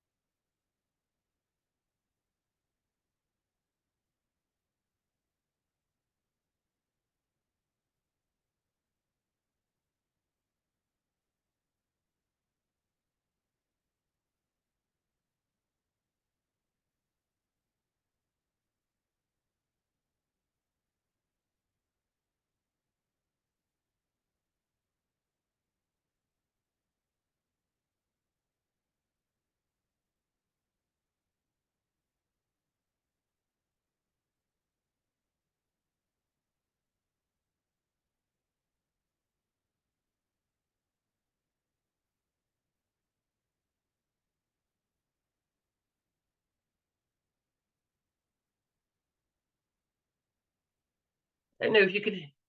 Oh, I don't know if you could hear that video, but hopefully you could see the text underneath anyway. For this year in 2023, we did work with a couple of schools near us to do our own pilot project on ideas of what our dream big day could be, where we wanted to work with the schools to talk to the young people to see what they were thinking and what their futures could be like and what their dreams are. And even with one school, we arranged for a escape room that went out into the car park, and it was for construction, and they had to build a building, but they had to work out what jobs they would need, from architect to brickies to surveyors, to create and build the building and work their way so that they can successfully create it. This year we expected it not, we weren't sure how it was going to go. We knew there was an appetite, but we were frankly hugely overwhelmed with the enthusiasm and the request for information. If you go on the career map, excuse me, for primary website, you can still download the resources and materials that we had from this year. But for next year, we think it's going to be bigger and even better. We will revisit things like the CEC pilot projects and see how they're getting along. We'll be working with the same partners again, but we will also be working with some employers as well, because there's quite a lot of excitement from employers, and trying to see how that might look like with providing excuse me, face-to-face as well as digital events and digital resources. Now, this is frankly in its infancy, and we would be really keen to run, and we are planning to, I'm really sorry about that, in the new year, some focus groups where we could get some of the teachers who are thinking about it, who are going down this pathway, head teachers who are looking for their school, or perhaps even heads of maths I'm really sorry, to get a wider group. And we're about creating resources, and we really would like to create things that you want, that you need, that will help. Whether that is a small slide deck where you could pull out different slides and use for your own approaches when you're working with young people, or if we have a bank of videos that we can even create some specific videos that could help. There's lots of different things we can do. Right now, we've taken the approach primarily about creating resources for primary school teachers. So it'd be great if we could get you involved. The resources that we have available right now that you can get on Career Map for Primary is the Career Map for Primary Schools guide. So it has information in there about our resources and supporting careers education in primary schools, careers inspirations for primary pupils, helping children discover who they can become, and like I said, lesson plans.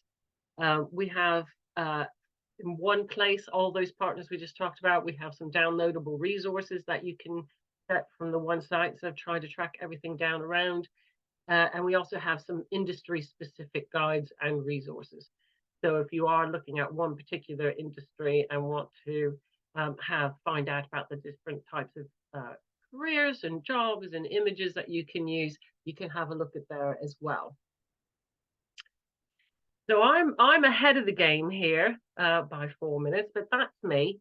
These are my contact details.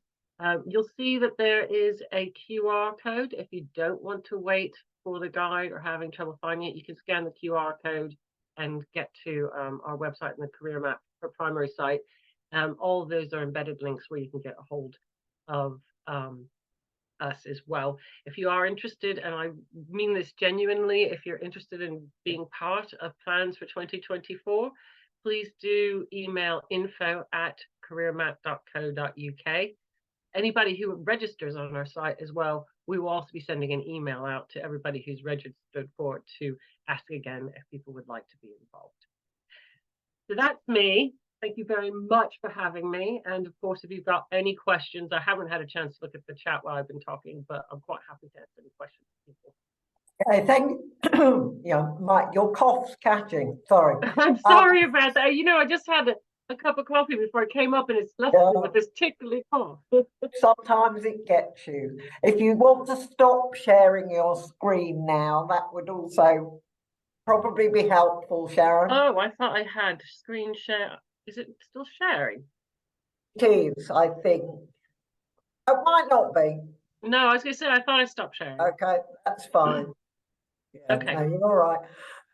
Thanks, no, Janet. it's me on a different view. So thank you very much for that. Again, we do recommend, it's a good way to get involved. It's a good way to help people understand the ways that career learning fits into primary, because again, we've discovered, my background was very much secondary, as I said, but we've discovered there's a lot of stuff that can very easily be linked to career learning in primary if we get the messages and the training and the information right. Now we're going on to Bridget next. Oh, sorry, is it Bridget? Yes. Who's from Teach First, and Bridget is going to share what's going on there. They've been getting some work together that they're doing with the CEC, I believe, and other people. So welcome, Bridget. You've got about 15 minutes or slightly longer if you want. And then I'll try and pull a few strings together, and then we'll have a summary and question and answer if anybody's got any. Okay?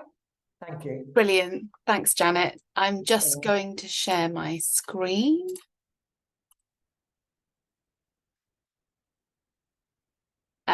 Which it should now be doing. There we go. Sorry, I lost sight of you there for a moment, but we seem to be back. I can't see the chat just now, so any questions, please do add in the chat and I will look in a moment. Good afternoon. We're now in the afternoon. My name is Bridget Clay. I'm the Programme Director for School Leadership at Teach First, which means I oversee all of our leadership programs, including now 2 programs focused on careers related learning and careers education in schools. Today, I'm going to build on a lot of what we've already heard, and particularly talk a little bit more about the content that we provide in the Start Small, Dream Big pilot that Isabel talked about right at the beginning of the morning. So I am aware I'm very much preaching to the choir here about the why, and we've heard a lot of this already. Lots of compelling discussion about stereotypes, about the potential limitations of aspirations. But I did want to just pause for a moment and talk a little bit about the why of why we're involved and why the Start Small, Dream Big pilot came about. So first of all, we know that stereotypes around gender, around ethnicity, around social background start coming in from a really young age. Some research suggests from 7, some suggest from as young as 5. We think some of the seeds of that can be grown before school. So whilst there's been a lot of activity in secondary, which we've touched on today about how that can be built on, we know that the seeds of that are really sown at primary. We also know that having narrow aspirations limits your academic choices and efforts later down the line. So if those stereotypes are set really young, that will then have an impact on how pupils engage in school, how children make choices around what they want to study in school and beyond. So the seeds of that early limitations that people might place on themselves has really far-reaching impact. And around 9 years old, children kind of abandon fantasy careers and become more aware of potential constraints on their future. And we know that children's career aspirations are really heavily influenced by people they know. So colleagues have already talked about parent influence today. I'm going to talk a little bit more about that as well. And these really kind of spells out a little bit about the why we wanted to focus particularly on primary careers. A little bit about Teach First. So our mission we're just over 20 years old, and our mission for that time has been to improve the life chances and choices for children experiencing poverty.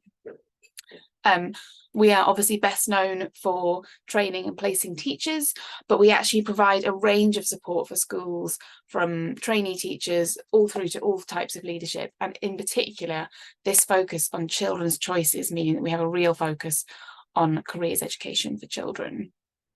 From 2009 to 19, we led a programme called Futures, which was focused particularly on university access. And then in about 2014, we began to carry out some research into the careers space and piloted and then eventually launched our Careers Leader programme, which is particularly focused on the leadership of careers education at secondary level. But we have been advocating for some time that there's something similar required at primary level, and Isabel spoke about a range of this this morning, but we're very proud and pleased to be partnered with the CEC to be engaged in this Start Small, Dream Big pilot. The CEC, again, as we heard from Isabel this morning, have been very engaged and focused on expanding support for primary schools, and with the infrastructure of those careers hubs can provide a really exciting opportunity to be trying out this pilot at the moment. Our job within the pilot is to provide the content and CPD for the lead teacher, and I'm going to talk a little bit more about that. So again, Isabel touched on this morning, so I'm not going to dwell for too long. There are we're just partway through the first wave. There are 3 waves of schools engaged, will be engaged in this. We're focused particularly on the education investment areas, and there are kind of 4 particular areas that we're aiming to tackle. So I think we've heard in depth today about the importance of reducing biases and stereotypes, and there is a real awareness of how early these can set in. And I love that image of the child smashing the stereotype that we saw earlier from Kirsty. And that's something that we're really particularly focusing on in the content, and hoping that we can empower lead teachers to influence across their school. We're also looking at embedding careers into the curriculum. And I think we heard really powerfully earlier about how often there's a fear about this being an add-on, and it was great to hear the kind of journey that had been on to move from a kind of caution about adding more to seeing actually this is something that can be really meaningfully embedded in what we're already doing, and a lot of what's already taking place within the curriculum, whether that's classrooms, assemblies, all kinds of activities, can really speak to developing children's aspirations and understanding about possible careers. The pilot is focused on delivering meaningful employer encounters to pupils, so making sure that children have an opportunity to engage with different types of employers. Again, we've heard about that today, and that's something the careers hubs are particularly focusing on, where they have those local roots and relationships. And then we've heard in depth about the importance of parents and carers in influencing children's outlook and their aspirations. And obviously, thinking about schools' place in the community, the more that we can influence the impact that we're having in schools to then be sustained and taken forward outside of school with parental conversations, with communities. And we know that one of the things that makes the biggest difference to children's outlook on their career is the people they know. So the more that we can influence parents and carers and empower them to really have the conversations about stereotypes and how to talk about work, so that they can really meaningfully see the connection with a career's understanding at a young age and what that might mean for their child's future. So these are things that we're focusing on in the pilot, and it's early stages, and we are really testing what works, what maybe works less well, and these are the things that we're kind of particularly looking at. We want to support schools to have a whole school strategy for improving careers related learning and an engaged SLT. The programme of support is for a year, but obviously we want to leave schools feeling really empowered and confident to continue that learning in a really sustained way, exactly as we heard earlier, where it's really embedded in their ways of working and embedded in their career. Embedded in the curriculum. So there is a real focus on this whole school strategy as part of our content, and I will speak a little bit more about that. Then, as part of that strategy, ensuring that careers related learning is really embedded in the curriculum, and so that teachers feel confident to deliver careers related learning in their classrooms. And again, I think we heard really powerfully today how there could be a bit of hesitation about, gosh, is this one more thing I need to do? This might feel unfamiliar. Schools are probably the most busy places to work. So how do we make sure that this is something that's really embedded and meaningfully part of what teachers are doing anyway? And then we want to test, do pupils leave with a greater understanding of the world of work, and are parents feeling more confident in talking to children about the world of work? Because we know that to really sustain and embed that impact, we want to support parents. So Teach First's role in this pilot is to deliver a CPD curriculum for a lead teacher in school. And one of the things we're testing, as you can imagine, primary schools are very varied in terms of size and role, and we're seeing a range of people take up that role. But we want that lead teacher to engage in the programme and then work with other colleagues and parents in their school and community to take forward their learning. So I'm actually going to skip forward a slide and then come back to this one. So we're working with those lead teachers and delivering the CPD in kind of two ways. The first is via online asynchronous modules. The real focus of those is really consolidating learning, a bit of a formative assessment task at the end to test where you are, where your knowledge is, and to have a think about how you might apply what you know. A real priority for us is ensuring that there's really diverse exemplification and content. So engaging with what the research says, engaging what that might look like in practice, and then having a range of examples and case studies from different schools, different contexts, to make sure that we're reflecting the diversity of what schools look like. And then across the curriculum, we aim to really revisit and build upon that knowledge so that that confidence and security in the knowledge around careers related learning is really secure, alongside thinking about how to apply it.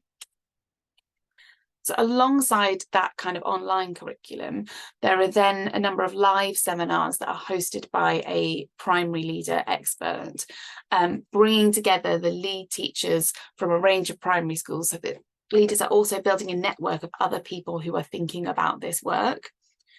And this is really focused on how can we help leaders put their learning into practice.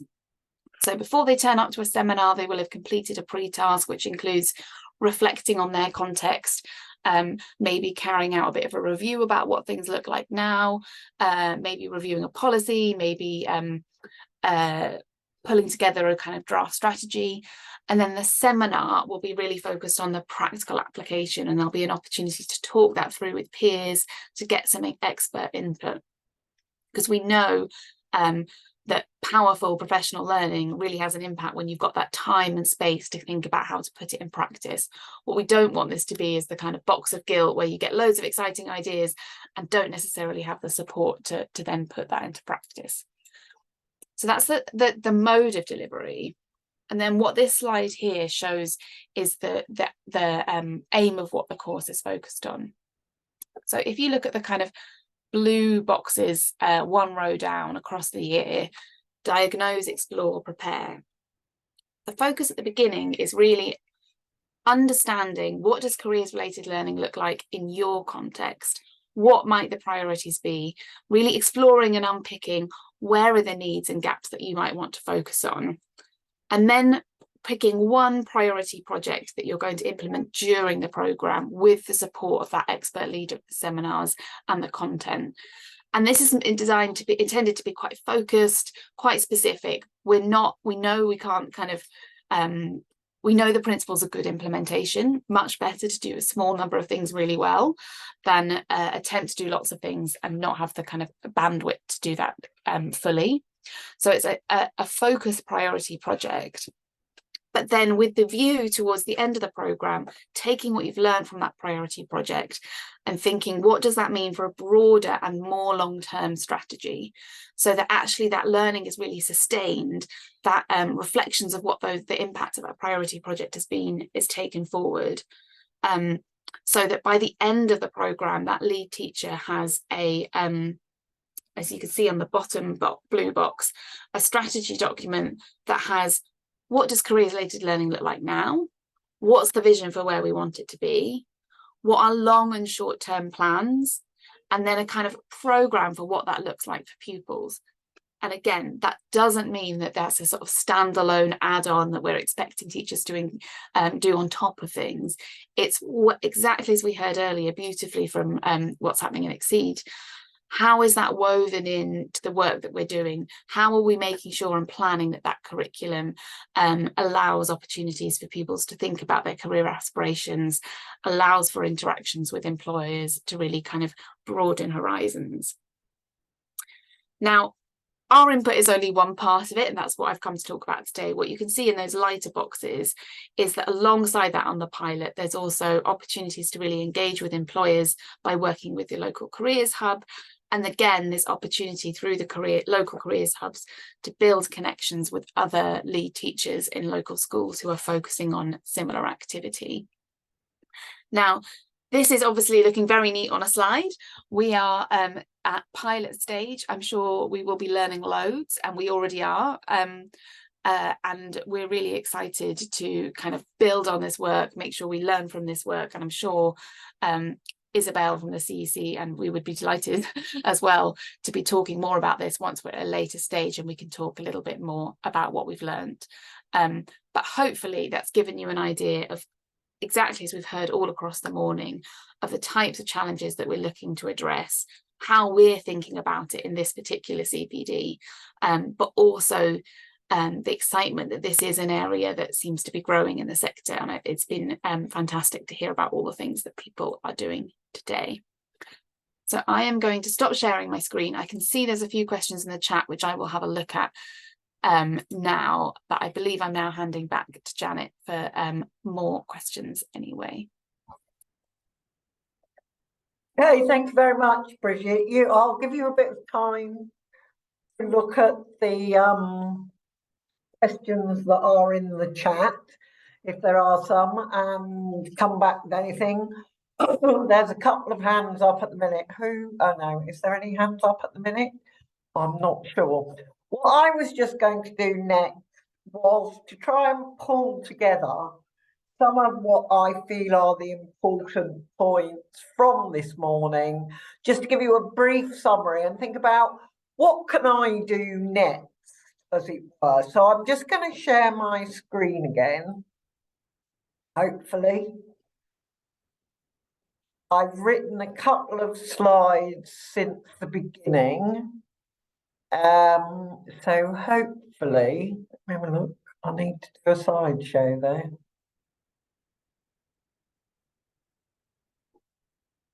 Right, so this is what I started with.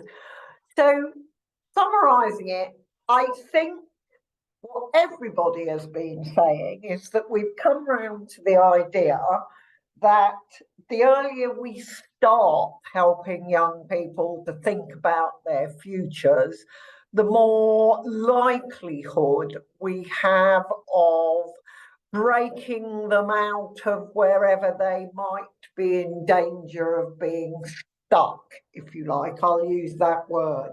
I first joined the careers profession in 2001 when I left teaching. And one of the first things I did with what was called, I think, the Learning and Skills Council at the time, was write a resource called Break the Mould. It was about gender stereotyping.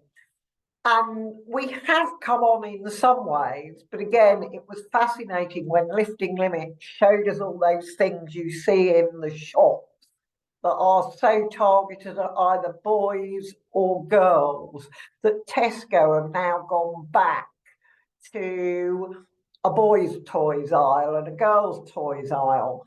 I have a number of friends who, as I'm sure many of you do, who have new children. And you try and find the card that says, congratulations on the birth of your child. It tends to say on the birth of your son or daughter. Why does that matter? Look at baby clothes. They're frequently either pink or blue. It's very difficult to find gender neutral. So although in some ways we make changes, in others there is still some quite strong stereotypes within our society. And the earlier we can challenge these, the better. And sometimes they're unconscious. Again, we will all occasionally, I think, make a mistake, if you like, if that's the right word these days, assume somebody from a certain profession might be a certain gender, or accidentally use the term like fireman instead of firefighter. So we're trying to change, and the sooner we work with these young people, the better. We're also trying to give them the chance to think big. And while some of them are now thinking about being YouTubers or influencers, which was something 20 years ago when I was a teacher nobody ever heard of, there are people who can make their living with that. So in some ways, there's nothing wrong with that. But there are also lots of invisible jobs or less visible or less well-known jobs that it's so important to help young people understand and just to raise their aspirations. So I think the earlier they start about their dreams and the pathways to get to them, and I'll come back to that because not a lot's actually been said about that this morning, and yet I think it's quite important. So primary education already involves lots of the stuff that is required. It's already in the curriculum. And I think it's about, again, I like the idea that Kirsty used about shifting the lens, looking at things in a different way. One of the things I think it's really important is to think about the world we live in is basically one big workplace. You're at school, yes, but there are people who work there. You're in a shop, yes, but that's somebody's pace of employment. Even out on the street, there are people who work on jobs that involve them being out on the streets regularly. People who deliver your post, people who deliver your parcels, people who transport goods around. If you go to somewhere for entertainment, it is a workplace. If you visit a college or a university or a hospital, for whatever reason you're doing that, for other people, it is a workplace. And that is something we don't always remember, but it's so easy to do in a way if you can shift that lens. So thinking about all the places those young people, whoever they are and wherever they come from, will have knowledge of workplaces in some shape or form, even if it's people work online or work on the telly or in the radio. So training people to think in the appropriate ways, if you like, is really important. And career learning is not just about jobs. It's learning about themselves as individuals, about how to take opportunities, about how to make opportunities. Somebody talked about the requirement maybe for more business enterprise. Lots and lots of people work in very small businesses, and in some ways IT has made that easier. You can become an online seller and start your business that way. But it's also about what else do you do in your life, and sometimes your hobby becomes your job rather than it just being your hobby. So careers are about everything in a way that you do in your life. I also think it's important to remember how both education and employment is changing. Sharon particularly mentioned green jobs and AI, and I think those are things of the future that me at 60 plus may never see some of those jobs, but I know they're on the way. Learners who are 4, 5 and 6 now may well see jobs I can't even imagine. So we can't always prepare them for that job, but what we can prepare them for is to have the skills, knowledge and attitudes to make successful transitions throughout their life. So maybe from primary to secondary. And again, Simon briefly talked about working with his secondary school. I think that's something that is quite important, those links between where they are until they're 11 and then where they are from 11. And then there will be the next set of links. And on these days, people rarely get a job for life. So again, once you're in the employment world, then it's how do you get your next job, or where is your next job? Is it still like the last one, or are you going to need retraining, or are you just going to change your area of work? I have a 26-year-old who's already on her sort of second type of career using the degree she got, because the first one didn't quite live up to expectations. Now, she didn't need retraining. She transferred her skill set and she is settling into the new role. The other thing, and I think, again, various people talked about training the primary sector about what's out there in terms of jobs. But I think the other really important thing is that we need to know how the education pathways have changed. And I'm also very aware often, particularly at my age, that the parents of primary school children are probably not that far from the beginning of their own careers, or may not even have settled into them because they may have had children very young and it's difficult, etc., etc. So what are the learning opportunities still available? One, to the adults themselves, and two, to those primary learners. We have now far more apprenticeships where you can learn and earn at the same time. You'll never get rich, maybe, but you might get sponsored at least to do a job or even to get a degree while you're working. There are now things called T-levels. Now, how many primary teachers or parents of primary age children know much about them? Very few, I would suspect, but they are the latest thing in education. So how is it changing and developing and coming into the 21st century? So those are some of the things I want you to go away and think about, if you like. Parental engagement is important. Use them. Talk about how they've come from their own primary education to where they are now. Raising aspirations, using things like apprenticeship routes, and they're not all in the trades anymore. And we also, using something like the Career Mark Primary Award, reminds people that everywhere is a workplace. Kirsty was very interesting about language and unconscious bias and inclusive language. We all need maybe to unlearn some of the things we learned before and relearn them. I think the other thing we found out was from Simon, a lot of what already goes on is already part of careers, and what he's been trying to do very successfully, and other schools we work with, embed this idea that careers is right at the heart of the curriculum.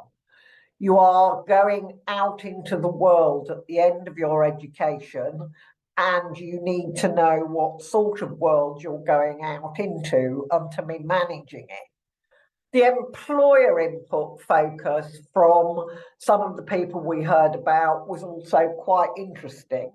Parents can be employers or employees, but contacting local employers, if you can, small businesses, medium, national and international ones, so they can talk about what they're looking for, the jobs they might be offering, how AI might influence their industry, if you like. I was at somewhere in Lincolnshire where there's now loads more machine type related jobs on farms. One farmer said to me, you can't tell the kids anymore if they don't get any qualifications they can come on and work on a farm, because they can't. We need them to be able to manage the machines. So things like that. STEM is very, very popular, but again, somebody, I think it might have been Sharon, mentioned creativity. I'm an ex-English teacher, apart from anything else, and I am much more a fan of STEAM. Let's put the arts back into science, technology, engineering and maths, and make it science, technology, engineering, arts and maths, because if you bring the creativity to the sciences, then you will do even better. And one thing that, again, people haven't said too much about, and I'd like to flag up, is that alumni are potentially very useful. It can be difficult to track them depending on the nature of your primary school. But can you try and link with secondaries that they go to, so that when they get to 16 and 18, you know what your primary pupils have done? Can you encourage them to join a media platform of some sort that your school has and keep you up to date? And then they can either come in and talk to your learners, or, and this is what not many people have yet talked about, as we're doing this online, they may not even need to leave their home or their workplace, but could do you a little video that you can then put in a video library of things our past pupils have done, if you like. So using ITC to produce resources. Oh, I think I've gone the wrong way. That's it. So what I wanted to just remind you as well, if you think this is all going well and you want to go forward, you can share with your community and so on by achieving an award like the Career Mark Primary, which will help you develop these, but will also get a professional careers person to come in, talk to your learners, find out what they're learning and saying, and also saying, right, okay, we think you're doing loads of things really well, but have you thought about doing this as well? One of the things I picked up with one primary school when I assessed them was that they had lots of jobs that they got the kids to apply for in the school, like being prefects or things like that. But they made them do it by paper and pencil or pen. And I said, well, you know, that's not really very 21st century. They probably do it online. They do it via computer. And they said, oh, we haven't thought about that. And they said, that could get some of the boys applying who don't like handwriting. So somebody like me coming in can say, right, push it to the next level. Okay. So those are some of the things I've picked up. Now, I see there's a lot of chat. There might just be people saying goodbye to us, although the numbers are still fairly high. I'm going to come out and I'm going to look at what that chat says and see if there are any specific questions or if people want to contribute.